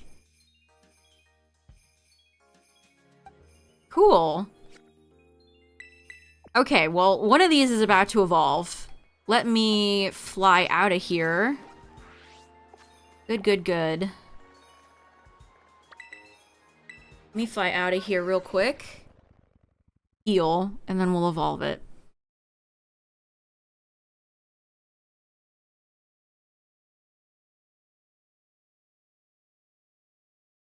That was a really long load screen. I actually just got very nervous, chat. Like, my heart just sank. That load screen felt like it took forever. Oh my goodness. That legitimately frightened me. Yeah, I'll mark it after I evolve it. Why did that scare me so much? You can't trust this game, chat. Save always. Okay, I'm gonna evolve the pumped up one.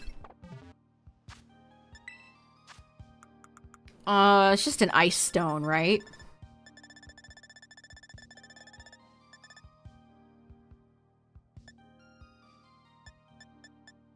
Yes. Yay! Look at the texture on Sandshrew's lower face and stomach. It's almost like velvet.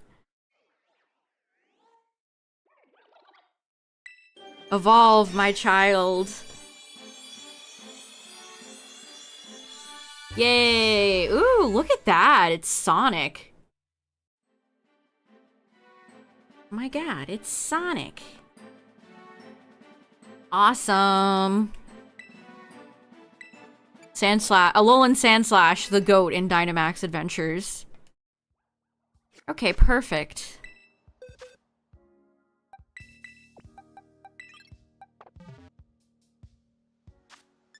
So, now I need Alolan Raticate. Gonna go after Vulpix, Meowth, and Marowak. How do I not have Marowak? That ain't right. You saw 2 armadillos this weekend? It's a good omen. Armadillos are great creatures. Okay. Now it's time to go after Vulpix. Now, y'all said in chat that to look at the eyes. Oh, please, Cacturn. Don't make me time you out for that.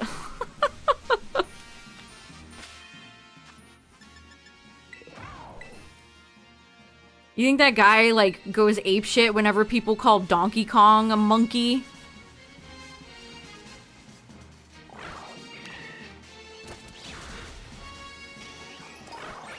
Here's the thing, when people raid me like that, I have no idea about your chat's, like, inside jokes. No idea whatsoever. Actually, the grass here is a little long. Let me try this one over here.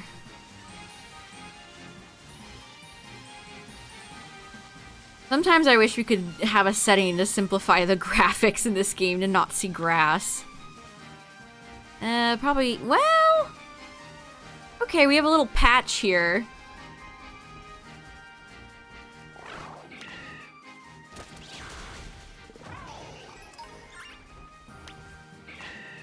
This advertisement in the main menu here is the worst. It will never not bother me. I think having a blatant advertisement like this in your $60 game sucks.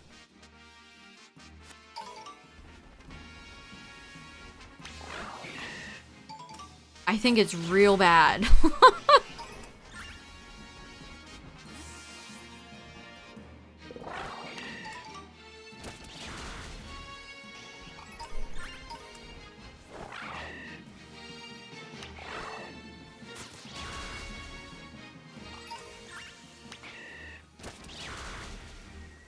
Yeah, I am in the DLC right now. Guess who bought the... Game Freak, I bought your DLC. Against my better judgment. I bought your DLC. Why am I still getting an ad for it? Like, I think this is pretty, like, unexcusable. I mean, this whole UI in this game is... The Pokédex being in the map screen will never not anger me deeply.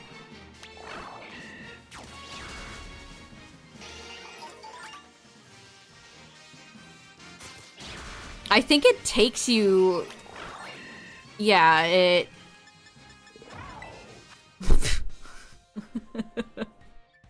Take a look at items that come with purchase of downloadable content.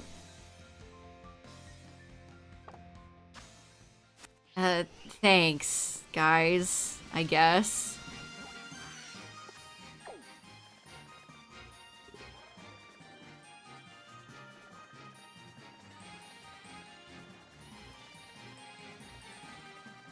I'm gonna check this one over here real quick. The grass is kind of an annoyance.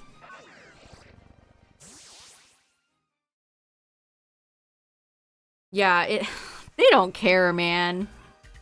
They well and truly don't give a singular frick. So why should I? Okay. I'm gonna save again. I don't know. Saving again. My save senses are tingling. I almost thought that was shiny.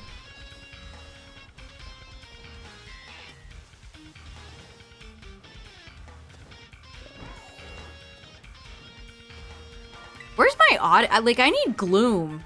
I need Gloom and Blossom still for my living decks. Where the frick are those plants? My plant friends. I think I got a Blossom Outbreak once, but I did not get it. Okay, the grass is equally tall here. I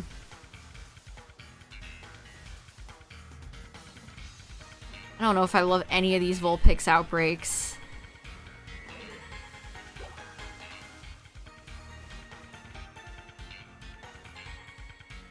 I like how it makes it look like they're spawning in the ocean. Ugh.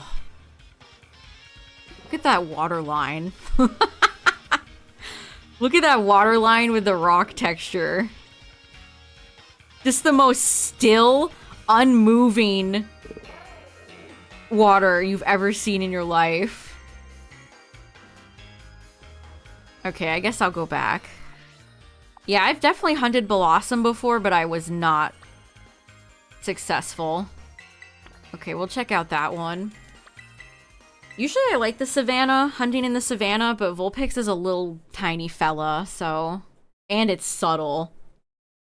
Bad combo. Vulpix, Alolan, shiny. I don't think this is a hot take at all, but I like original Vulpix's shiny way... And Ninetales way more than Alolan Vulpix and Alolan Ninetales is shiny. Oh my gosh, this is so subtle. Ooh, I don't want to hunt this. This stinks. It's kind of vaguely purpley.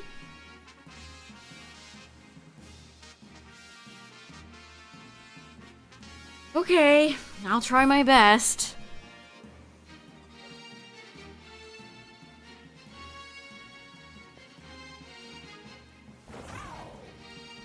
I honestly, I don't know how anybody can like Alolan Vulpix is shiny. Like, I guess Ninetales is slightly more noticeable, but... Wow, that's a lot more subtle than I even remember it being.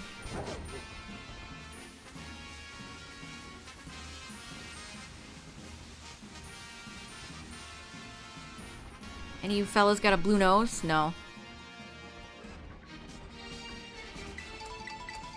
Lepaberry, Lepaberry. Yeah, my game is chugging over here. Good.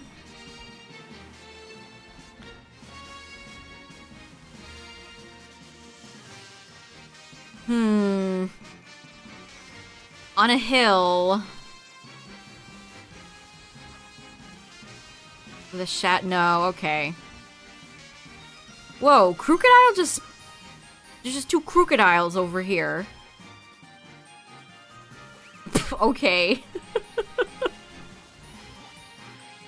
Okay, we're gonna go back to this one.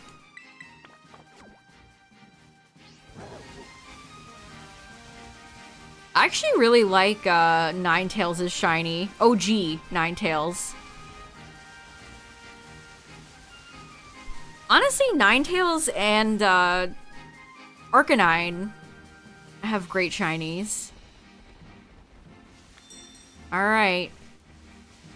I'll do my best.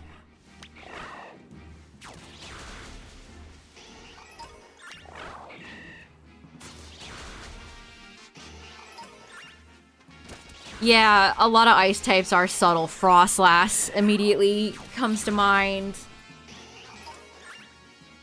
There's definitely some that aren't, like Piloswine, but...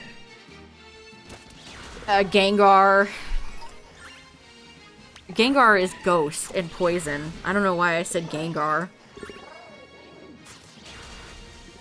My brain ain't right. My favorite ice Pokemon, Gengar. You know what? That actually could be kind of cool. Like ghost or poison ice Gengar.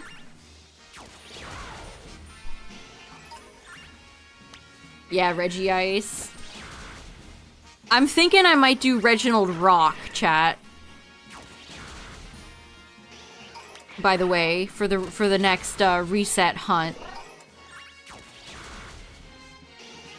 I haven't set anything up yet, but that's the plan. A new ghost ice Pokemon that isn't a yokai? Yeah, that's valid.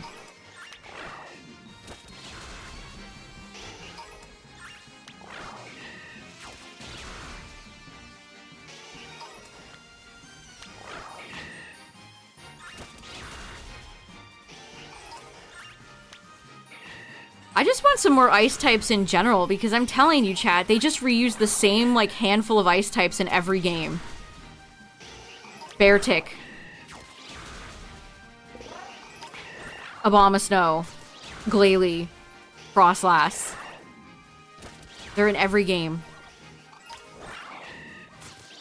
You never really like Frostlass that much? It's fine. It's not one of my favorites from Gen 4. I probably like Glalie a little bit more. Now, that might just because of memes, but...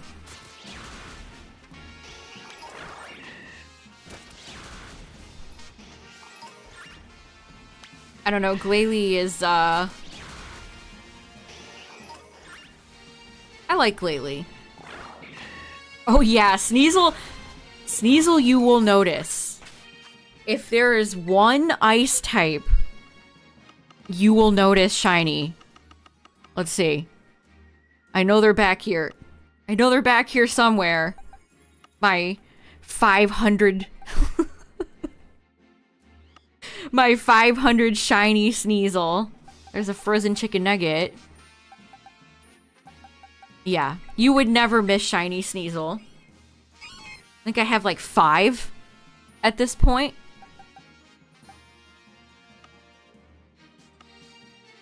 They're in here. Oh man. Which one of these boxes got messed up? I forgot to take a picture of one of my shiny boxes when I was transferring everything over into home. And now it just got reorganized on me and I don't even know what order it went in. Oh, you want to see some fun Spiel fan art, chat? I saw this on Twitter today. I thought it was so cute. I can't believe they took away Spiel's bowling pin chicken adversary. Here, I'll link it in YouTube chat. But yeah, isn't that cute? Strike!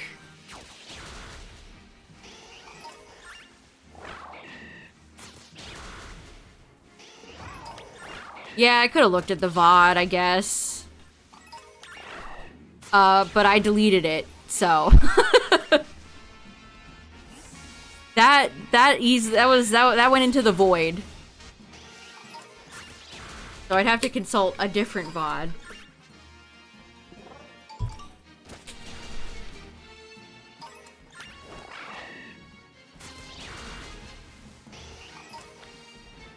Getting lower. Fellas, can you spawn over here where there's no grass, please? I'm gonna have hard enough time as it is. Oh yeah, I deleted that. Fastest delete in the West. Okay, I'm checking, I'm looking. Alright.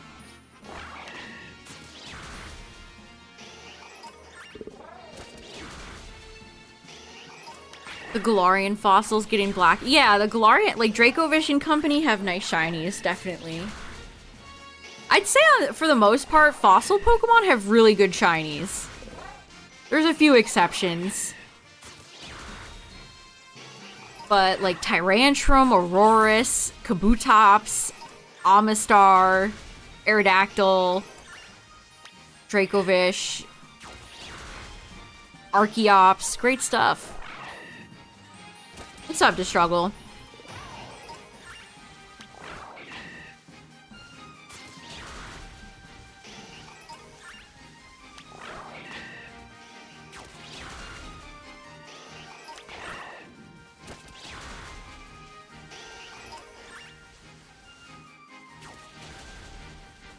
Oh yeah, Rampardos. Of course. How could I forget about Cranidos?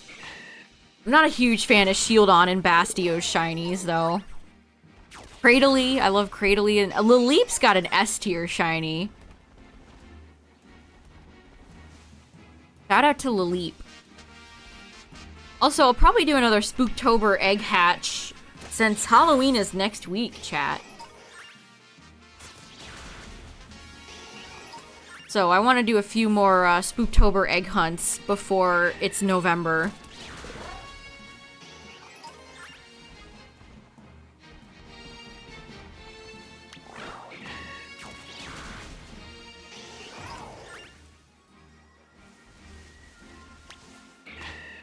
Oh, nice. Congrats to Struggle.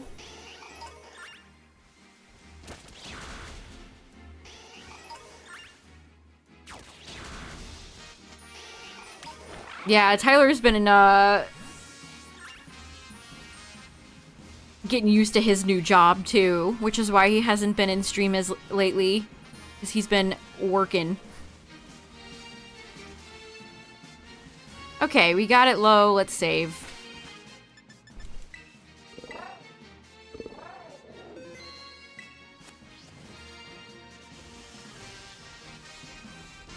Oh, you're deep in the Stardew. Relatable. A Junimo.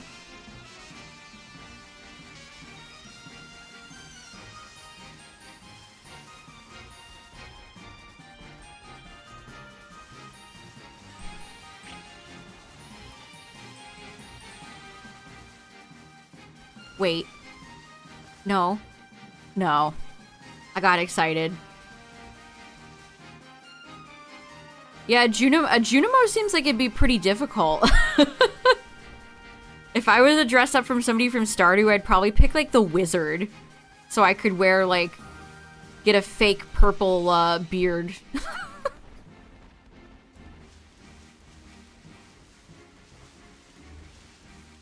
I always forget Smeargle is in Blueberry until I see it, and then I'm like, oh, hey, it's Smeargle.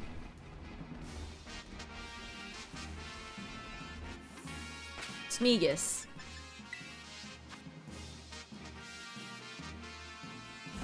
Krobus? How would you pull off Krobus?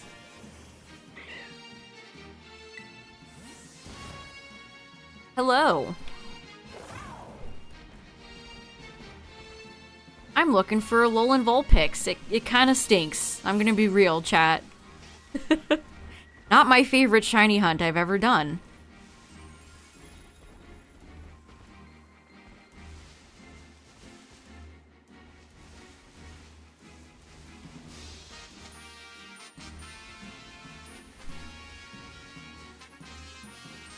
It's easy enough to look at the ones that aren't in the grass.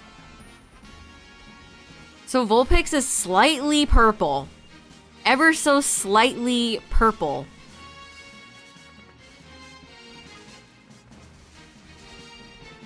Okay.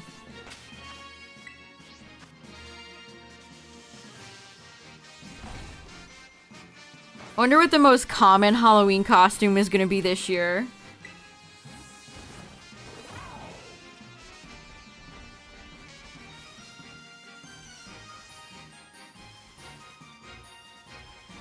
A flying snake? What is a flying snake? A dragon?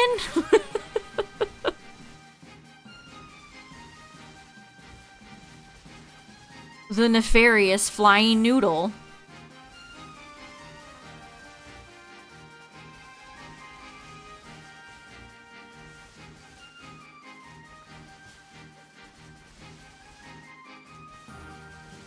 What day is Halloween? Oh, I was gonna charge my mouse. Frick. It's Thursday? Okay. Hold on. I have a wireless mouse, and typically I'm good at remembering to charge it, but today I forget. Let me put it in there. It would have benefited Alolan Vulpix a bit. Yeah, definitely.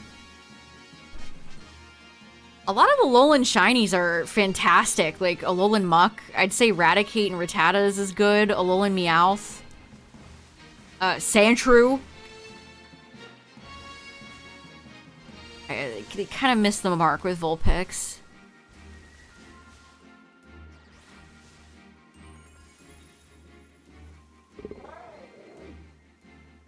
Okay, G-Force drivers.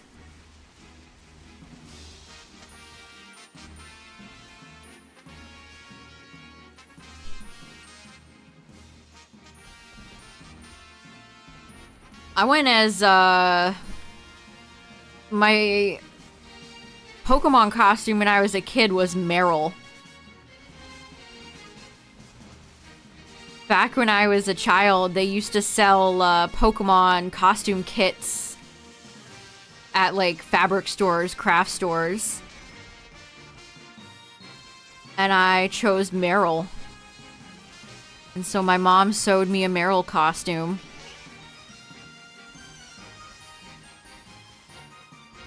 It rips.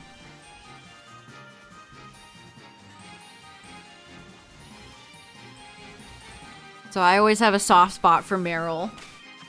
I think they also had like Mewtwo and Charmeleon. I saw a random grown man the other day in a Charizard onesie. I don't know if there was any event going on, but he had a Charizard onesie on. It was just like a random evening on like a Wednesday.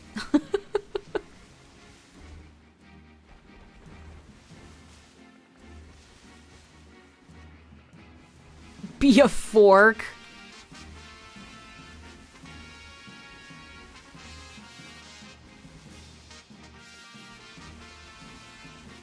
I actually, today, I got a toy catalog from Target in the mail for Christmas. So, like, things are already moving on to Christmas, chat. We're already in the Christmas state of mind. The Pokemon page and the Sonic page were right next to each other. Oh, Sephora sent you one?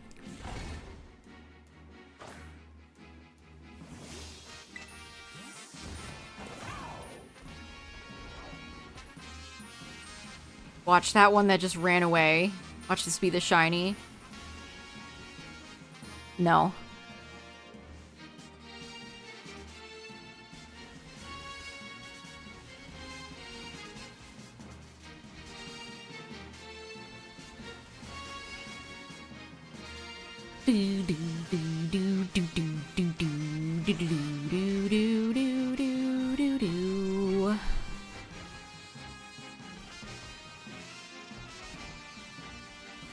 I still can't believe you guys, by you guys I mean Canadians, have your Thanksgiving so early. What do you have in November? November is like Thanksgiving into Christmas. It'd be so weird to have nothing in November. That's also like a good week of break too. It's all just pre-Christmas. That's so wild.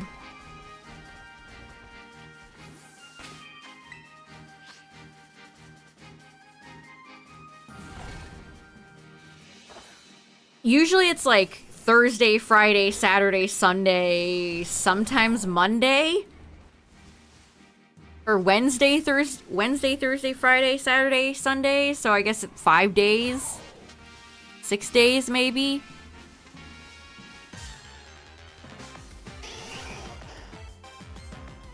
Yeah, Tyler had the day off, which was nice.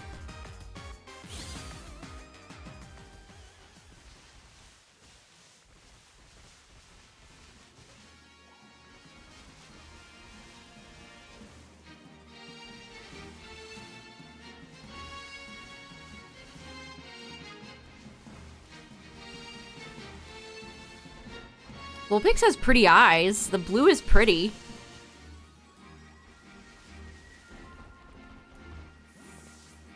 You guys are getting paid?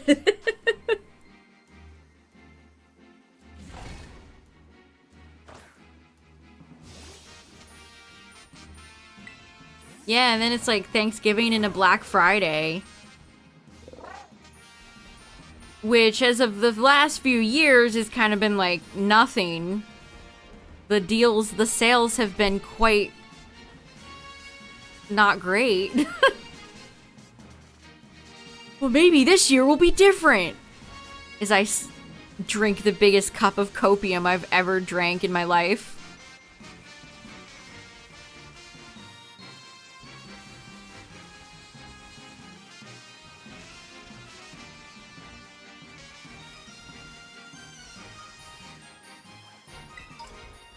Remembrance Day? Is that like Veterans Day? Yeah, we share a lot of like similar-esque holidays.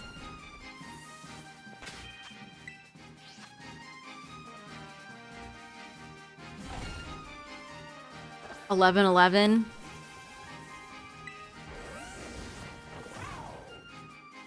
I actually could not tell you when Veterans Day is. In the US. I don't think I could tell you, actually. It's sometime, approximately somewhere.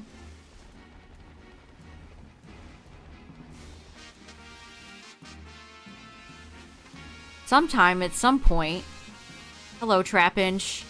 Trapinch originally not being part of the Flygon line is so funny. This guy wasn't even part of the team.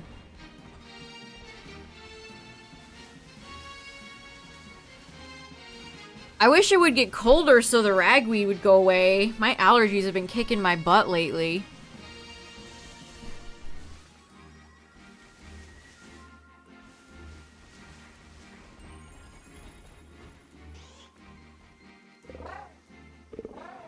They have been destroying me. Oh yeah, I did spell Sandshrew wrong. You're right. Thank you for pointing that out. Fixed. At least on YouTube. Me spelling things incorrectly? Never.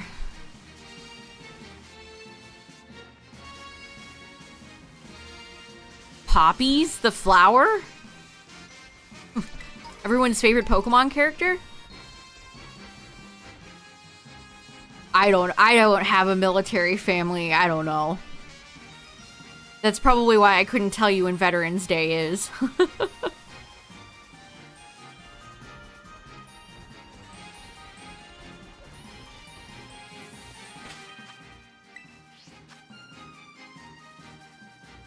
No Christmas stuff until after 11/11? I feel like that's pretty normal. Here, most Christmas stuff starts to really ramp up after Thanksgiving. After Thanksgiving in the US is when, like, Christmas season is officially there.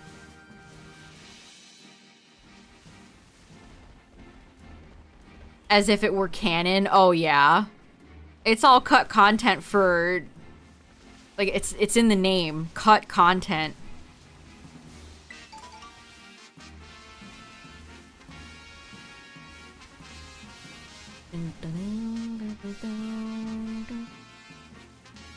I mean, a lot of it is genuinely super interesting and gives you a look in at how Game Freak operates. But at the same time, like, you know, Thanksgiving is Thursday, November 28th. It's always on a Thursday.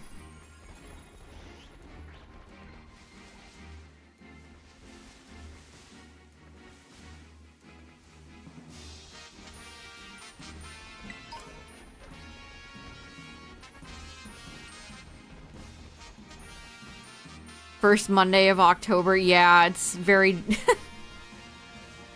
Same holiday, very different dates.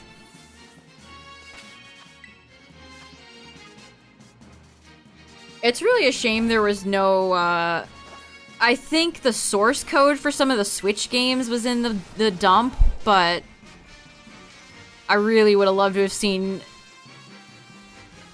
more about, like, Scarlet and Violet's development history. LOL.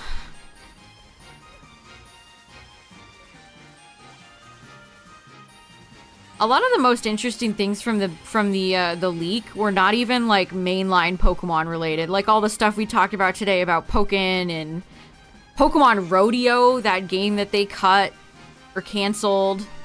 The fact that they wanted to do a Pokemon WarioWare game and canceled it.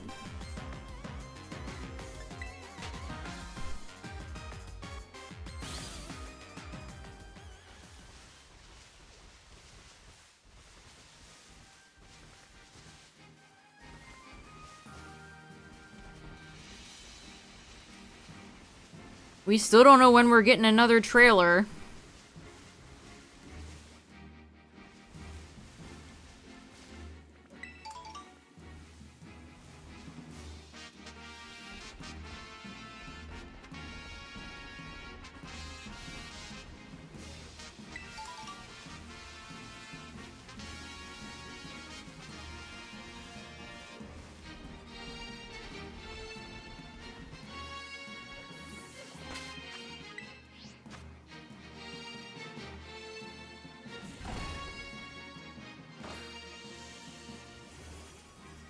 Oh, you got the Coke Oreos? Are they good?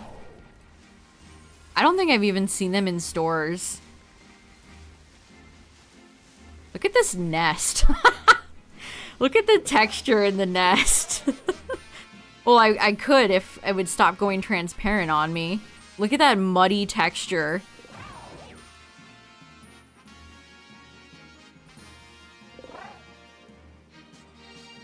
The nests are a neat concept, but they just don't really do anything. Stop me if you've heard that one before. You have pop rocks in them? Whoa.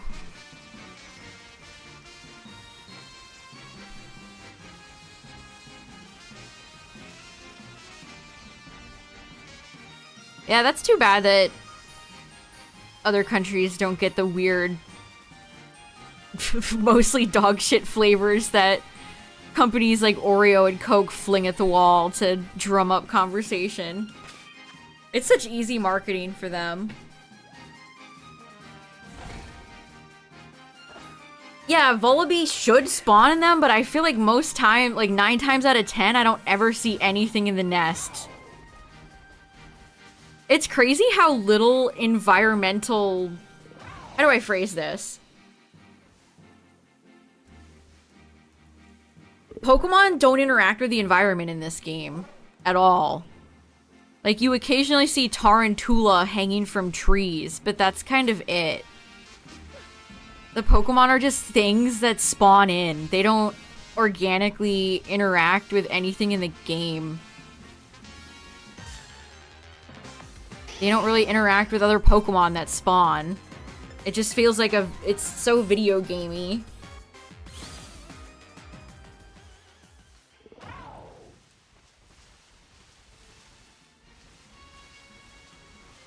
You've only seen it once? Yeah, I feel like I never see anything spawn in the nests.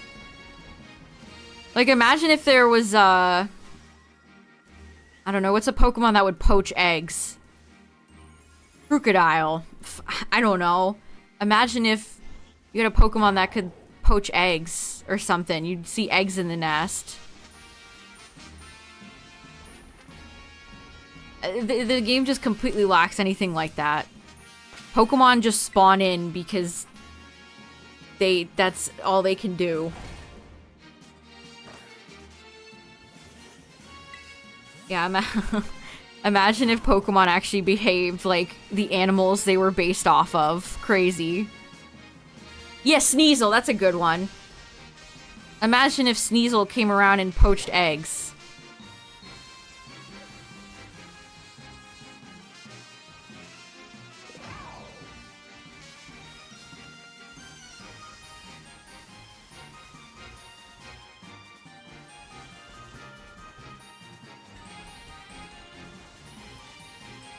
Why did they push so hard for open world when they weren't gonna do anything that interesting with it?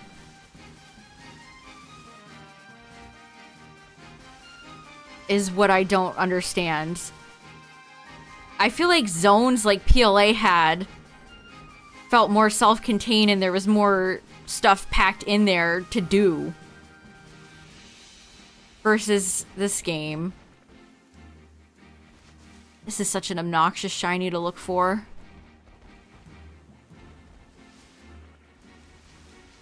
Why are their eyes always closed?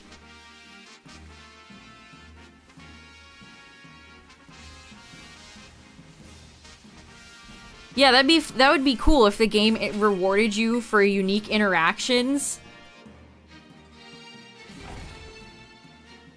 Imagine like being like a Pokemon bird watcher or something like that. Catching a photo or like a photo mode where you could catch a Pokemon interaction and you can take it to an NPC that would give you an appropriate reward for capturing such a moment.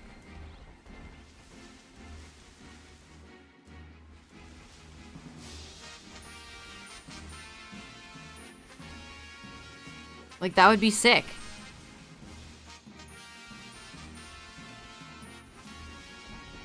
Like, they want you to be a research person so bad in PLA with the way you complete the Pokedex in that game. I feel like it would fit with Pokemon quite well. Pokemon game in the style of Octopath Traveler, so what is that called? 2.5D? Yes. A Pokemon game that looks like that. I mean, I would kill for another Pokemon Pixel Sprite game, period. I would love that. Yeah, why are their eyes always closed? I swear, chat, when I did Pissimian the other day, the Pissimian were spawning in, like, polygonal looking. I think my... I don't know, my game is okay.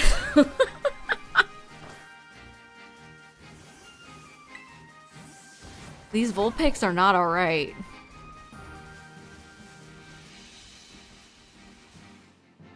Son, your Vulpix is not alright. Papercraft puppets? Yeah, some sort of stylized game like that would be really cool. Or like a Yoshi's Woolly World or something like that. I can't believe PLA was originally supposed to have Sword and Shield graphics, by the way. I don't know if we talked about that. But in the leak, it said the original plan for PLA was to look like Sword and Shield. I wonder how far into development they changed their mind to make it more stylized looking.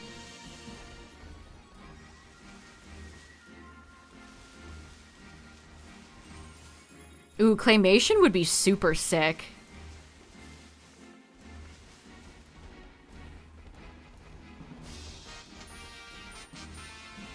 Very Pokemon concierge. Yeah, I feel like PLA... Would it even be PLA if it didn't have the stylization that it has? It gives it more of an identity. Because I saw some discussion, like, what type of stylization do you think Scarlet and Violet has? It just... I can't describe it. I don't know.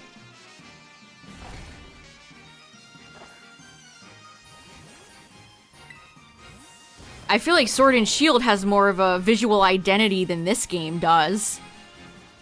We talk about that every time I hatch eggs in Sword and Shield, but some parts in Sword and Shield really don't look that bad. There's actual, like, dynamic lighting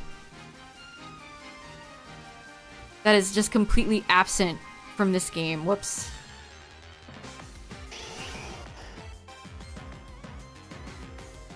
You slowed down on Meloetta because Paldea is such an eyesore. I can't blame you, Silver. Again, anybody that's slogging through Meloetta right now, you're the world's strongest soldier.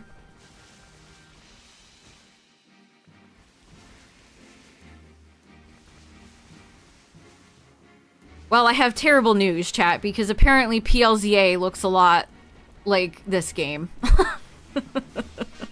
Apparently, they're going for the same... PLZA is apparently not stylized.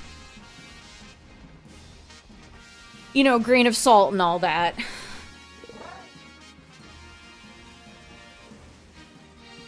Which, I guess if it takes place in modern day...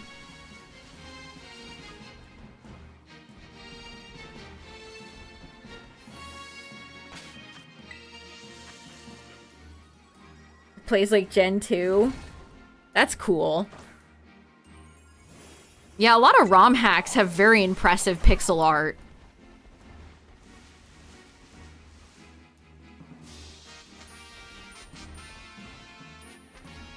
Modern day to struggle. Apparently, Mabel, which, again, I cannot blame you if you have no idea who the character Mabel is. She's a Team Flare admin. Mabel is, like, around, so... Apparently it's modern day.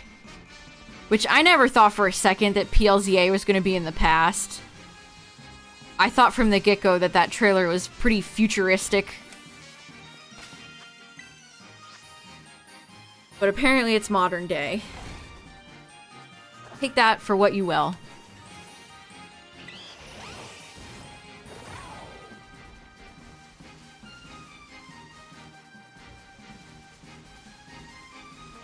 The 60s. I hate that we're still talking about this 9 months later, chat. They haven't released a single trailer since Pokemon Day. With no gameplay, no starters, no information. Of course, the high and mighty leaker is refusing to put any information out about PLZA or Gen 10 other than Shiny Stunfisk exists.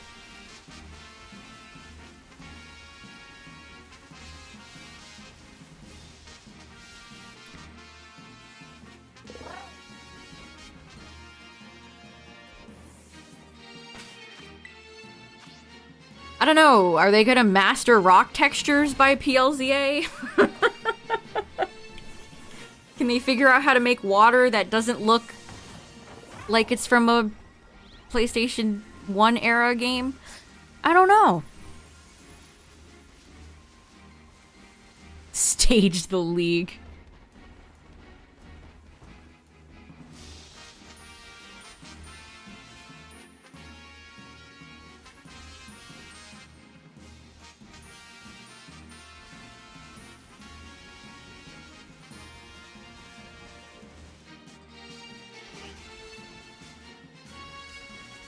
Yeah, I mean, go for it.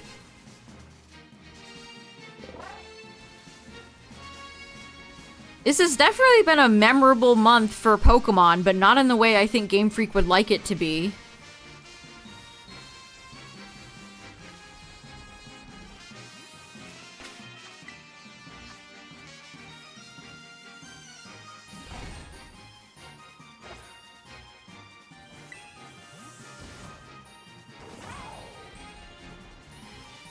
Same thing with, like, the Switch, too. This has just been the year of endless speculation with, like, absolute crumbs of knowledge, of information.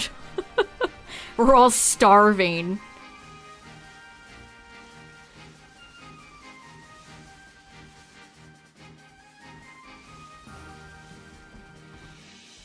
Bloody starving.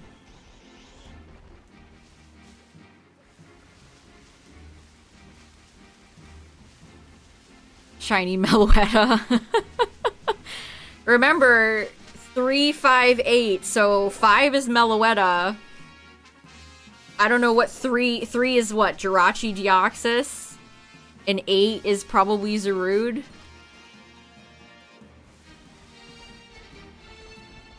I'm just saying, chat, get ready to maybe complete your Sword and Shield Pokedexes.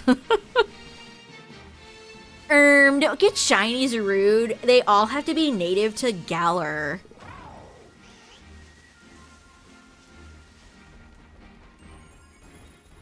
ruin most soft shinies. Yeah, I mean, the downgrade from 2D shiny sprites to a lot of 3D models is crazy. I'm always gonna list this example first. Look at Drapion. Look at shiny Drapion in 2D into 3D. It's absolutely tragic. Even Pokemon like Gengar suffered. I know people clown on Gengar shiny, but it was legitimately more noticeable in 2D. Same thing with Garchomp. Like, people clown on Garchomp in Gengar shinies, but they really were not that bad in 2D. Like, were they great? No. But I think they're a lot more difficult to spot in 3D. Yeah, Togekiss, sheesh. Manage a Pokemon village. Yeah, I absolutely think collecting wood hunt. Yeah, something like that would work absolutely perfect in Pokemon.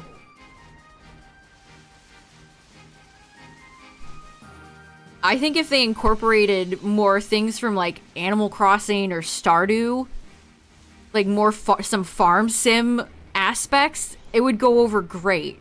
Imagine if you could tend to your own like berry field. I mean, you couldn't even customize your dorm room in this game. I'm sorry, I'll never get over that. They give you a dorm room in this game, and what can you do with it? Nothing. I will never recover from that. Like, we went from secret bases and... Geez, in Gen 2, in Gold, Silver, and Crystal, you could put Pokédolls in your bedroom.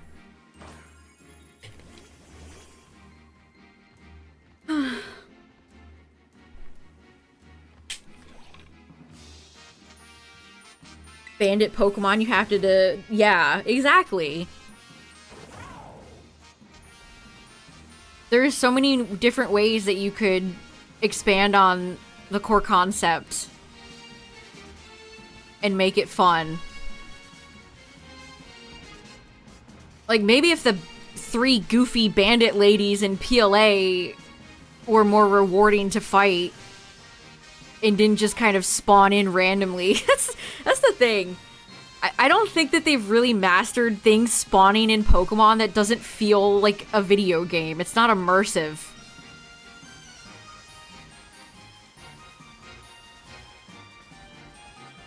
Like, I don't feel like I'm actually in the Pokemon world right now. I'm playing Pokemon Scarlet and trying to shiny hunt for a Vulpix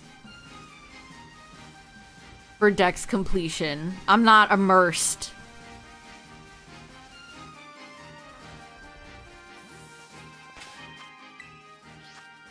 And again, I hate to sound like a broken record, but nothing is rare in this game. I don't think Pokemon Scarlet and Violet... I don't think Pokemon as an open world game works unless you have, like... There's no Pokemon that feels rare in this game. There's no item that really feels rare outside of Apricorn Balls, but it's not like I can find them in the wild. I can't find them out here. Like, when I play, like, Breath of the Wild or Tears, you can find, you know, armor and treasure chests and stuff. This game's items are just twinkles on the ground. That's another thing. Like, back in Gen 2, you would see the Pokeball sprite to know you found an item, and it felt good. The items in this game are just twinkles on the ground. I don't feel anything. Yeah, we're all just twinkles on the ground. Like, it just doesn't feel satisfying to pick up items in this game. At all. And I mean, look at my inventory. Look at this. Do I need 253 super potions? Do I need 152 revives? I have 24 max revives. Back in my day, max revives were rare. Like, It's just crazy. I have 27 rare candies. Nothing is rare in this game. Why do I care about exploring this world if there's no reward for me doing it? I have 37 Dawnstones! 37! Like, it's ridiculous. Like, I need my brain to make happy chemical when I find item in game. It's not doing that in this game.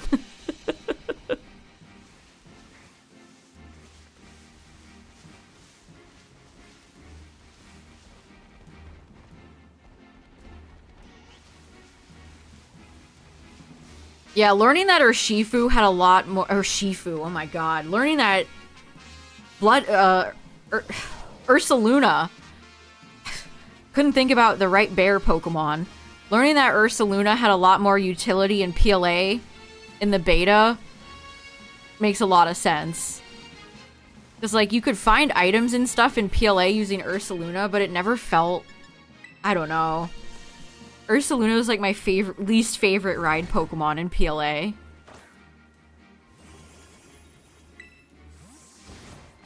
But at least there was something, I guess. Man, I wish they'd remember Mystery Dungeon at all.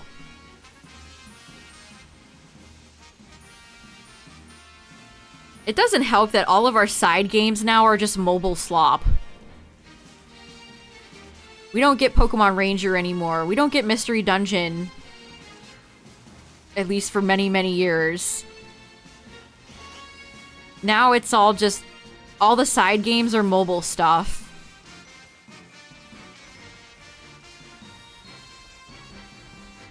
Like, are any of you chomping at the bit to download Pokemon Pocket? Like, just not the same. You know, it's just not the same. Yeah, I barely used Ursaluna, too. A lot of the ride Pokemon in PLA feel very... undercooked.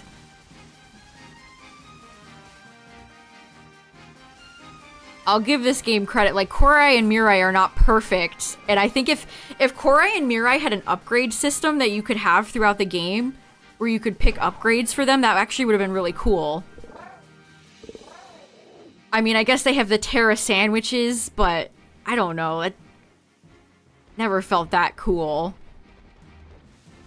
I guess I imagine more like a bike shop where you could take Korai and Mirai in and maybe have like an NPC that could upgrade them with a certain amount of like items or something.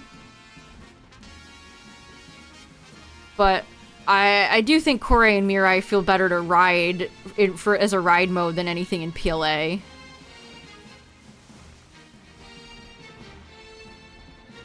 Yeah, Mount Mort. Like, we just don't get... The caves in this game are a joke.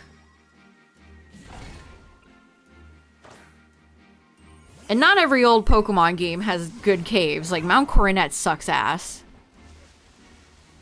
I hate Mount Coronet.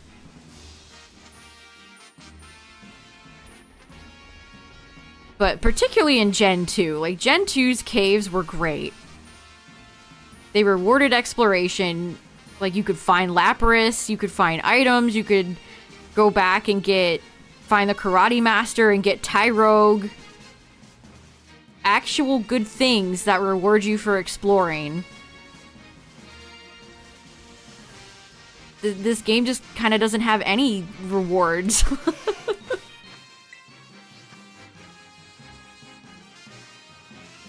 Like, sometimes I even find fighting certain trainers to be rewarding. I certainly don't feel that way about the randomly placed NPC trainers in this game.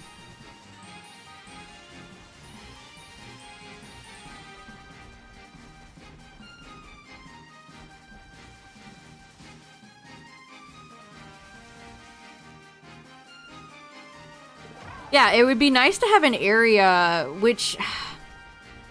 I guess they sort of block off a few things for Korai and Mirai flying, but even then... I don't know, what am I gonna find? A A super potion.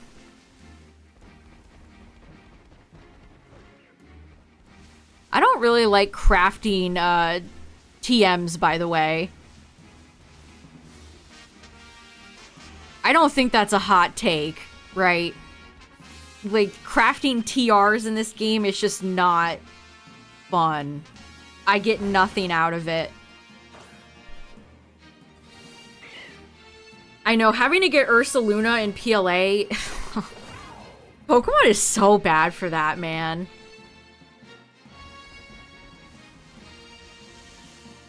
You gotta have, like, three $60 games to have a good competitive team.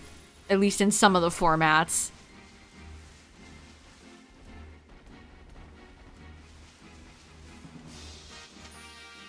Yeah, imagine if they made Sweet Scent. Like, other field moves like that relevant. That's... Man. I bet a lot of people didn't even realize you could, like, cut grass in early gens. Or use Sweet Scent at all. And that's a shame. I mean, it wasn't like... Let's not pretend it was, like, deeper layered, but it was something. It was a little bit of extra... Like, somebody put some thought into it. Yeah, I wish I could cut the grass in this game, exactly. Bring back cut in particular so I can cut the grass and shiny hunt easier. Yeah, no joke.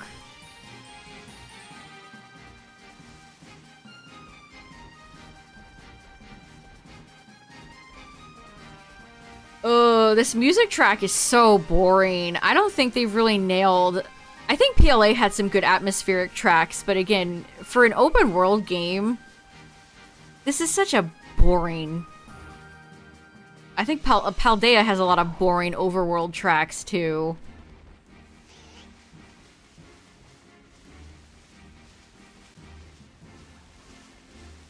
They're not helping on the immersion front. Like, Pokemon battle music is almost always good. And even a lot of route music is always, like, very, very good. But a lot of the route music in the past few games... A lot of the routes in general, especially in Sword and Shield. The routes are just a joke. They're just a straight line. With bland, nothing burger music playing. I can't believe they took Synchronize away. I'm still mad. Why would they take Synchronize away? I literally used Synchronize to get shiny Arceus with Alakazam. Why did they take Synchronize away? Why did moves like Return and Frustration get taken away? They do things like this and it's like, why? What is the logic? Like, cutting old bum moves that nobody uses... Like, how is Slam still gonna be in this game, but Return and Frustration are gone? Bruh, bruh, bruh, bruh, bruh, bruh. Yeah, how is there...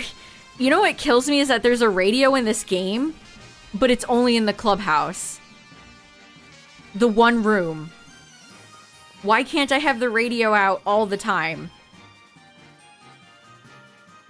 Why is it only in one room? Why did they bother to program it in for one room? Do they think the club room is like that exciting that I want to spend all my time in there? It's so silly. Like, if I could bump, Kitakami does have good atmospheric music. Kitakami's vibes overall I like more than Blueberry. So if I could bump Kitakami music right now, I would. But no, I have to listen to bland Blueberry music. Do not encourage Pokemon abuse. I really hope that's not... That's not the reason. Good lord. Well then at least keep Return. Return was such a good move for so many normal type Pokemon.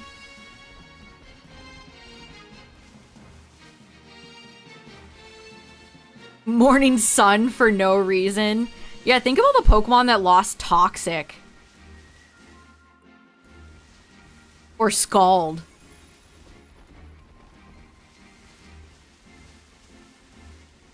Toxic, I don't really mind, honestly. A lot of toxic stall Pokemon like Umbreon are kind of a nightmare, and I don't miss them. But Scald is sad. I mean, how...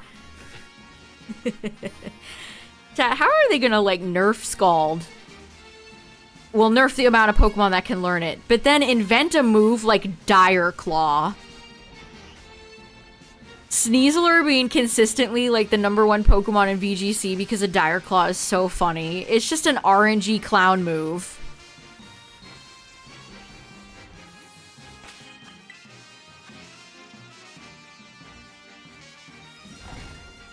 Like, Dire Claw is so nasty. Raised chance of critical hit, and then can provide one of 3 statuses. Just wild. Switch it with Water Pulse? Yeah, that would work.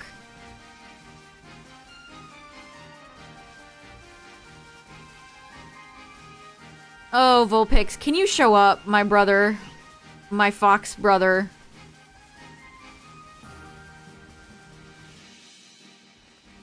Yeah, Water Pulse's animation in Gen 3 is awesome.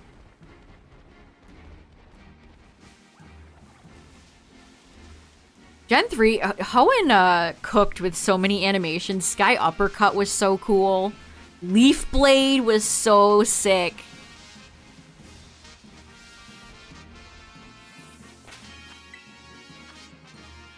Blast Burn was so cool. A lot of the charm of the 2D sprites, and it's just lost in 3D, unfortunately.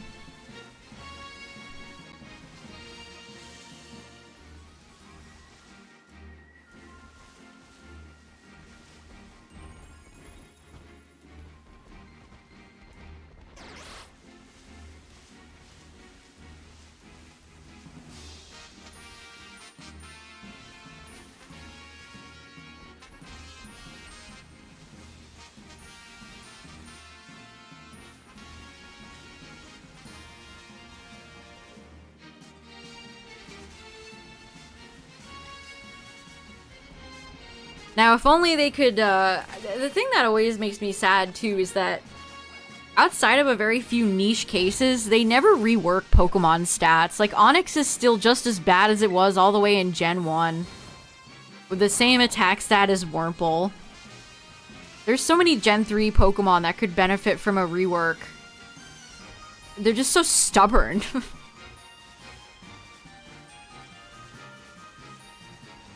They're just so stubborn.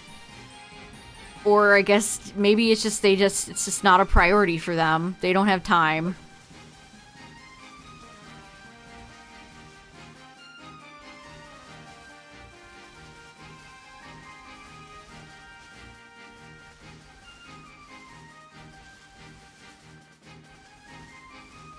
Masquerain. Yeah, the only Pokemon I can think it's either legendaries or like Cherim. Everybody needed the Cherim buff. Somebody at Game Freak was like, it's time. Cherim activated. Oh, the shiny hunt is terrible.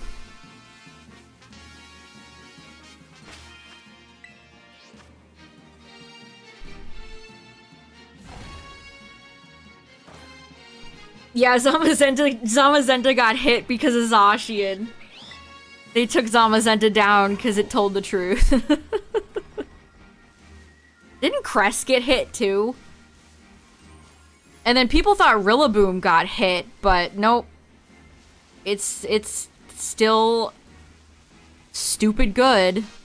Just like Incineroar.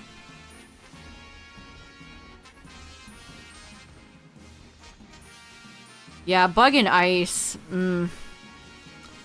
Sad cases. Sad cases. Somebody, they were in France for VGC this past week. Somebody tried to use an Avalugg. Bless him. Bless that man. He lost. He went on stream and he lost, but he tried. He tried. Yeah, Zama did get body pressed, that's true. You hope Rillaboom stays forever? Ape, stronger, together.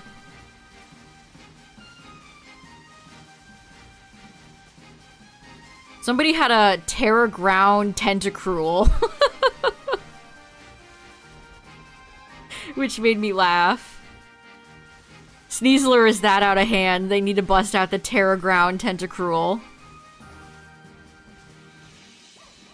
Yeah, I don't know why Zama didn't get body press from the get-go.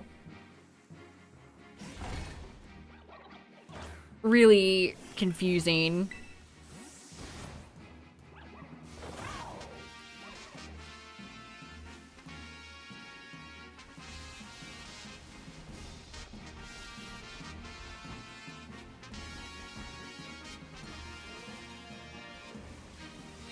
Yeah, Incineroar is always going to be that guy.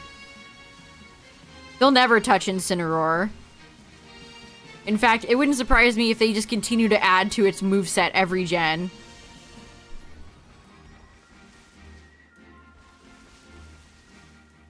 Incineroar will always be that guy.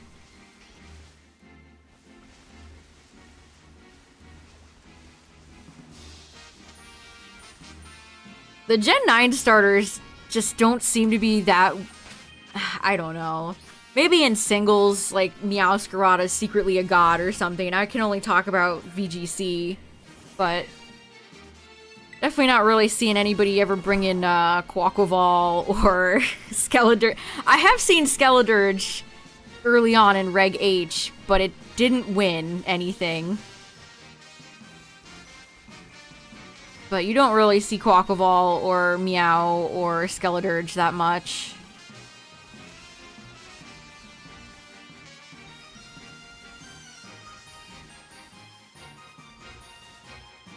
I wish all three starters would feel coherently designed for once.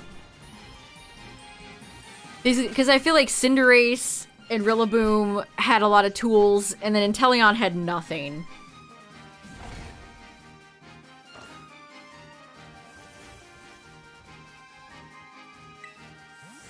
Greninja had Protean. What did Delphox and Chestnut have? Jack Squat.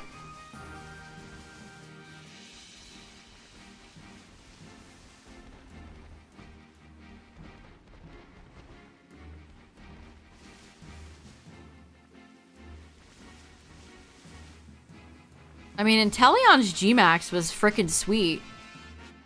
Too bad it was not very good. I feel like they did Inteleon really dirty.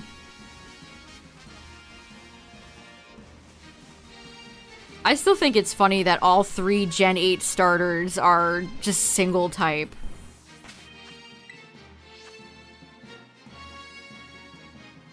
Gen 8 is crazy.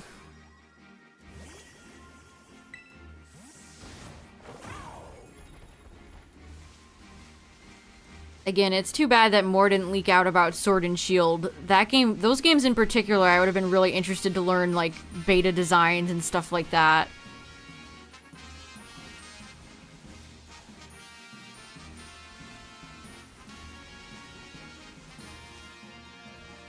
Were the routes ever not just long hallways? I wonder.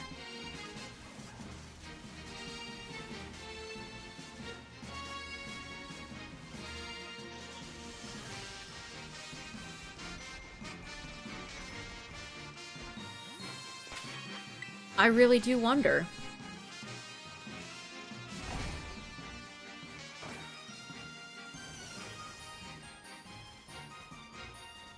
What's up, Andre?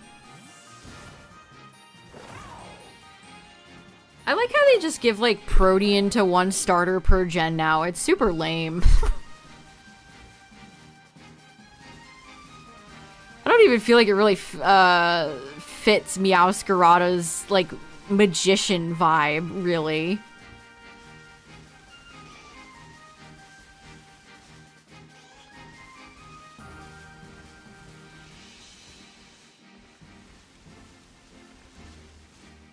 Meowscarada, everybody always will bring up, like, Ceruledge and Armarouge for most disappointing shinies. I think Meowscarada has one of the most disappointing shinies of all time. The fact that it didn't make its mask white. Prime. How do you not make the white magician?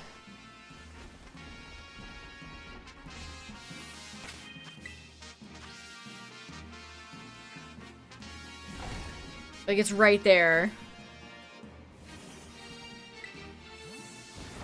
You're so close.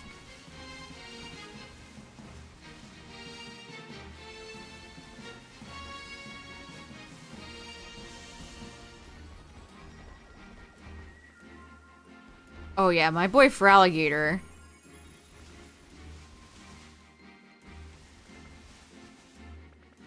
That Pokemon Rodeo game that got canceled, how is Feraligatr not on that roster?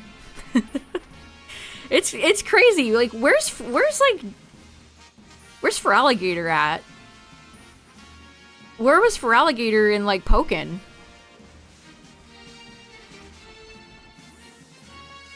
The Pokken beta roster was cooking. Chespin, Meloetta, Pancham.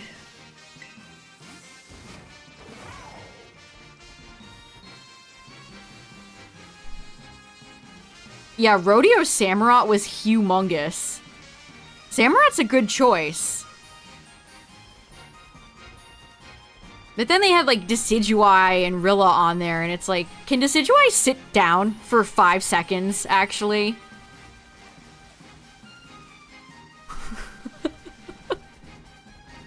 Like, Decidueye is a cool Pokemon. I like Rowlet. But man, where's the love for Feraligatr? Feraligatr's like 7 foot tall friend.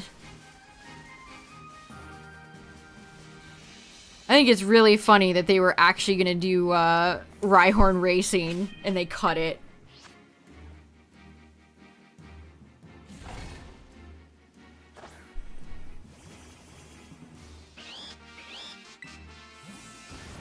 Alright, chat, I'm gonna look a little bit longer.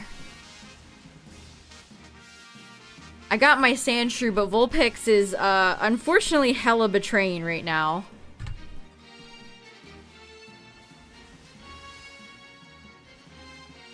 I mean, every gen has bad shinies.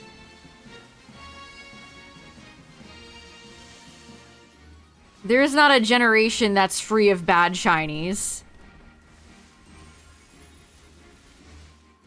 They cut it seems to be X and Y's kryptonite.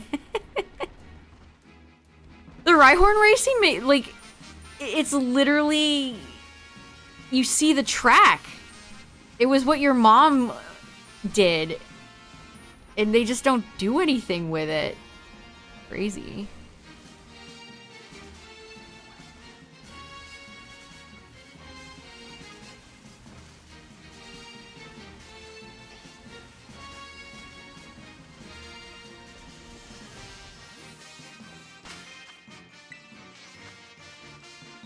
Tell that to Hoenn. Hoenn does have a lot of bangers, but it also has, like, slacking, unfortunately.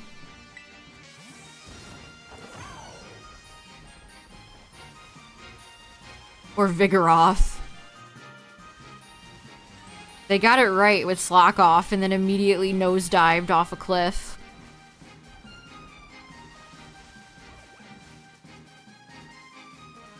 Yeah, like, that's...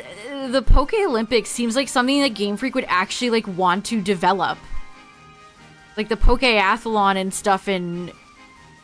It just seems like a natural progression to that. Who's the most active mother in Pokemon? Probably your Rhyhorn Racing mom. Most moms in Pokemon just stay at home and do nothing. I mean, your mom in Gen 2 can collect your money for you, I guess.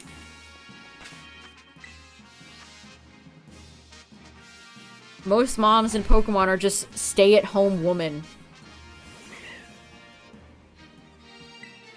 Now, how your mom is able to afford that giant house in this game, I would like to know.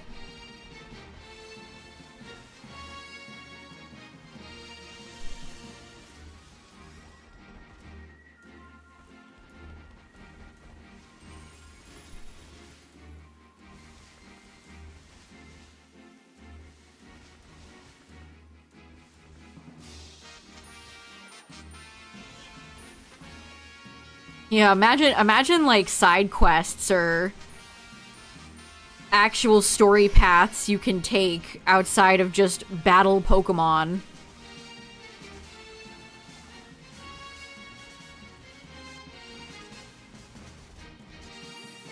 Meowth-based thief? Was she?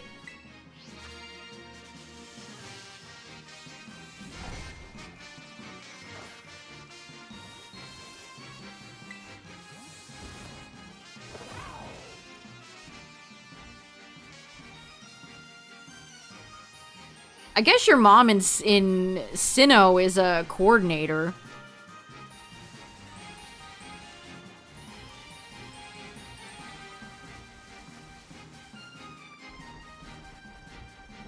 It's always a weird, like, why don't they ever expand on giving the player character's parent usually, more to do? They did that with Norman. The one time they did that, and it was with Norman, and he sucks. He's one of the worst dads in Pokemon, so maybe it's best they don't try again. Deadbeat dad Norman. Leaving your mom hanging so he can go back to his boring, stuffy gym.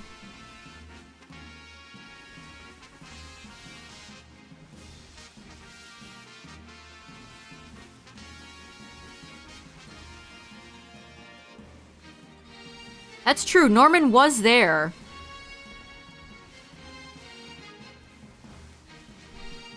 I don't know. I hate that they stick to their formula as much as they do. Imagine Pokemon with less restraints. Like...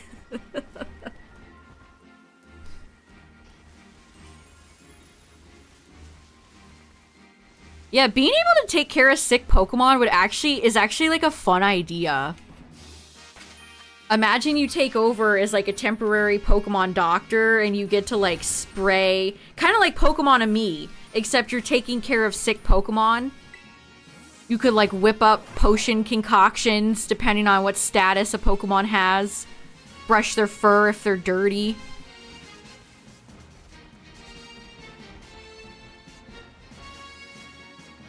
That's actually a really fun idea.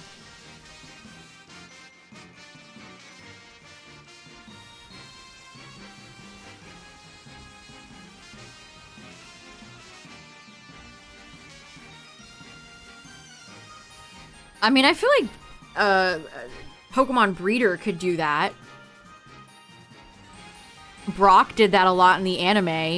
I can think of several times where he whips out a potion to heal a Pokemon.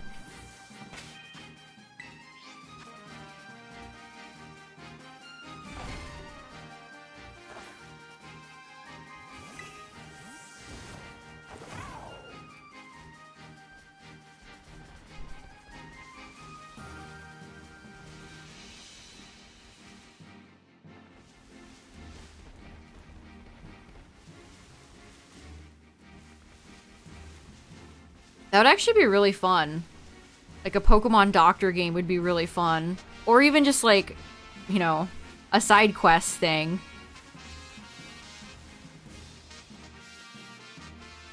Or maybe that you could do that in game and then rack up like points with Nurse Joy or something and you could spend your points. Trauma Poke Center. Precisely.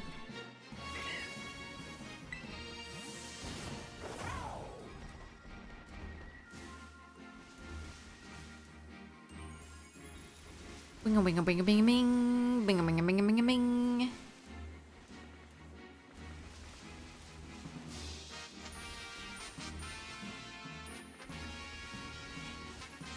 Man, if the haircuts with Furfrou are still just like one day, and if you put them into the box, they revert in PLZA, I'm gonna be so mad. Also, give Furfrou some new haircuts.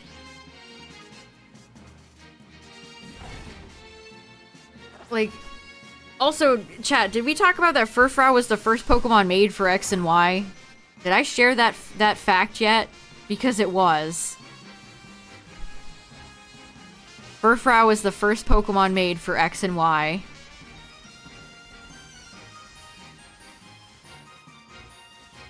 I've come come to like Furfrou. Originally when X and Y came out, I didn't think anything of it. But I've come to like Furfrou. I need to shiny hunt it at some point. It's missing from my living decks. Missing like a Alola Ninetales right now.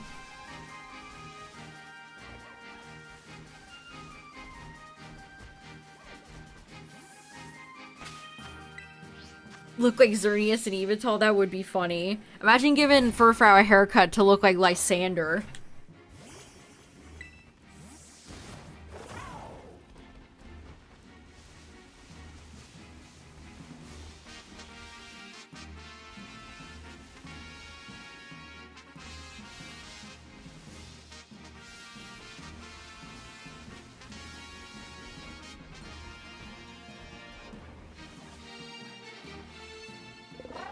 I mean, that was literally gonna happen. They were gonna have a Pokemon WarioWare mobile game. You can find gameplay footage of it. But they canceled it. Pokemon and minigames, like the Pokemon minigames in Pokemon Stadium were so much fun. And they've never done that ever since. Like a Pokemon minigame game, like a Mario Party title would be extremely fun.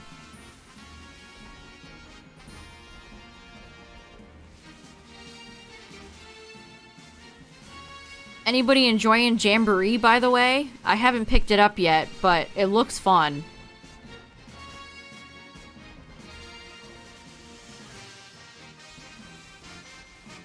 Rhythm Heaven. A Pokemon rhythm game could work. I'm surprised that hasn't happened. That seems like something Game Freak would like to do. Yes, is it fun, Midnight? Would you recommend?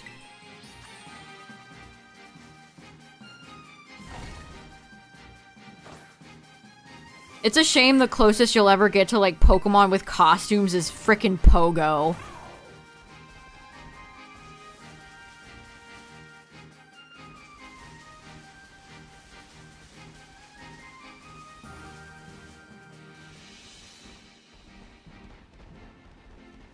A lot? Okay, perfect. I'll have to pick it up one of these days.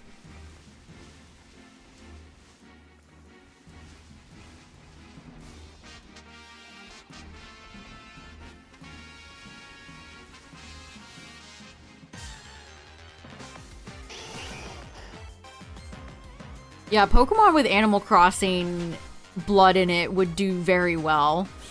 I mean, look at how many Farm Sim... Stardew-esque, Animal Crossing-esque games there are. That one Nintendo Direct that was just all Farm Sim games. That would be so funny, Justin, to give Furfrou a Volo cut.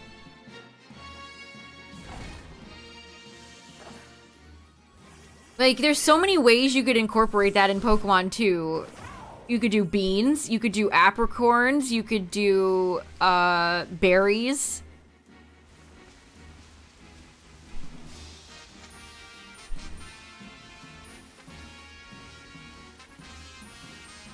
Also, Pokemon Rodeo kind of giving a little bit of Palworld vibes.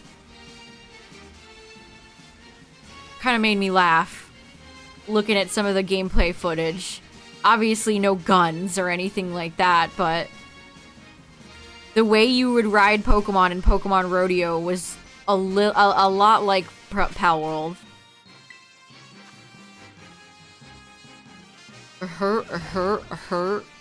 Mirror B. I wish they would recognize Mirror B or Pokemon Gale of Darkness or Coliseum at all.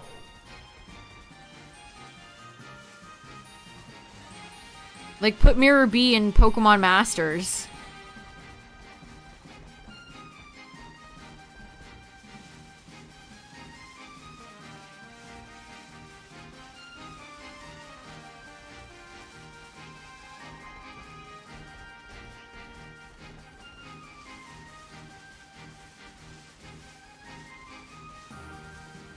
Sheesh. Well, not having raised odds for this event has been kind of a stinker.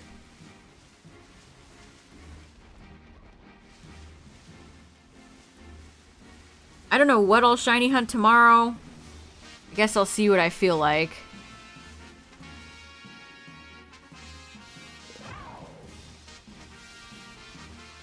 Really too much to ask from Pokemon.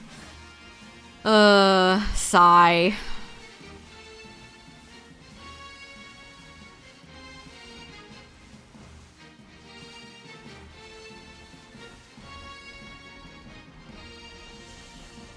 It shouldn't be. There's one company in the world that has the money and the resources. It would be Game Freak.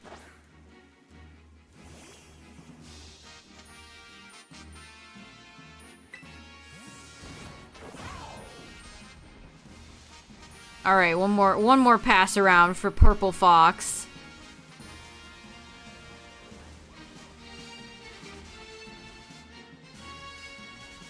One more pass around. Let's see. Hopefully the Halloween Outbreak event will be raised odds. I definitely need to grab Mischievous when that is that's next week. So, all right, well, maybe I'll try to grab Vulpix tomorrow. Maybe I'll do Dynamax. I don't know. We'll see. But yeah, thanks for hanging out tonight, everybody. I appreciate it. Thanks for all the follows. And shout out to all the YouTube viewers, the VOD watchers. I did get my Alolan Sandslash, so this wasn't completely worthless. I'm almost at 800. That's fun. The road to 800. But yeah, thanks for hanging out tonight, everybody. I appreciate it. We'll be back tomorrow with something shiny related. Good night, everybody. Have a good night. Bye.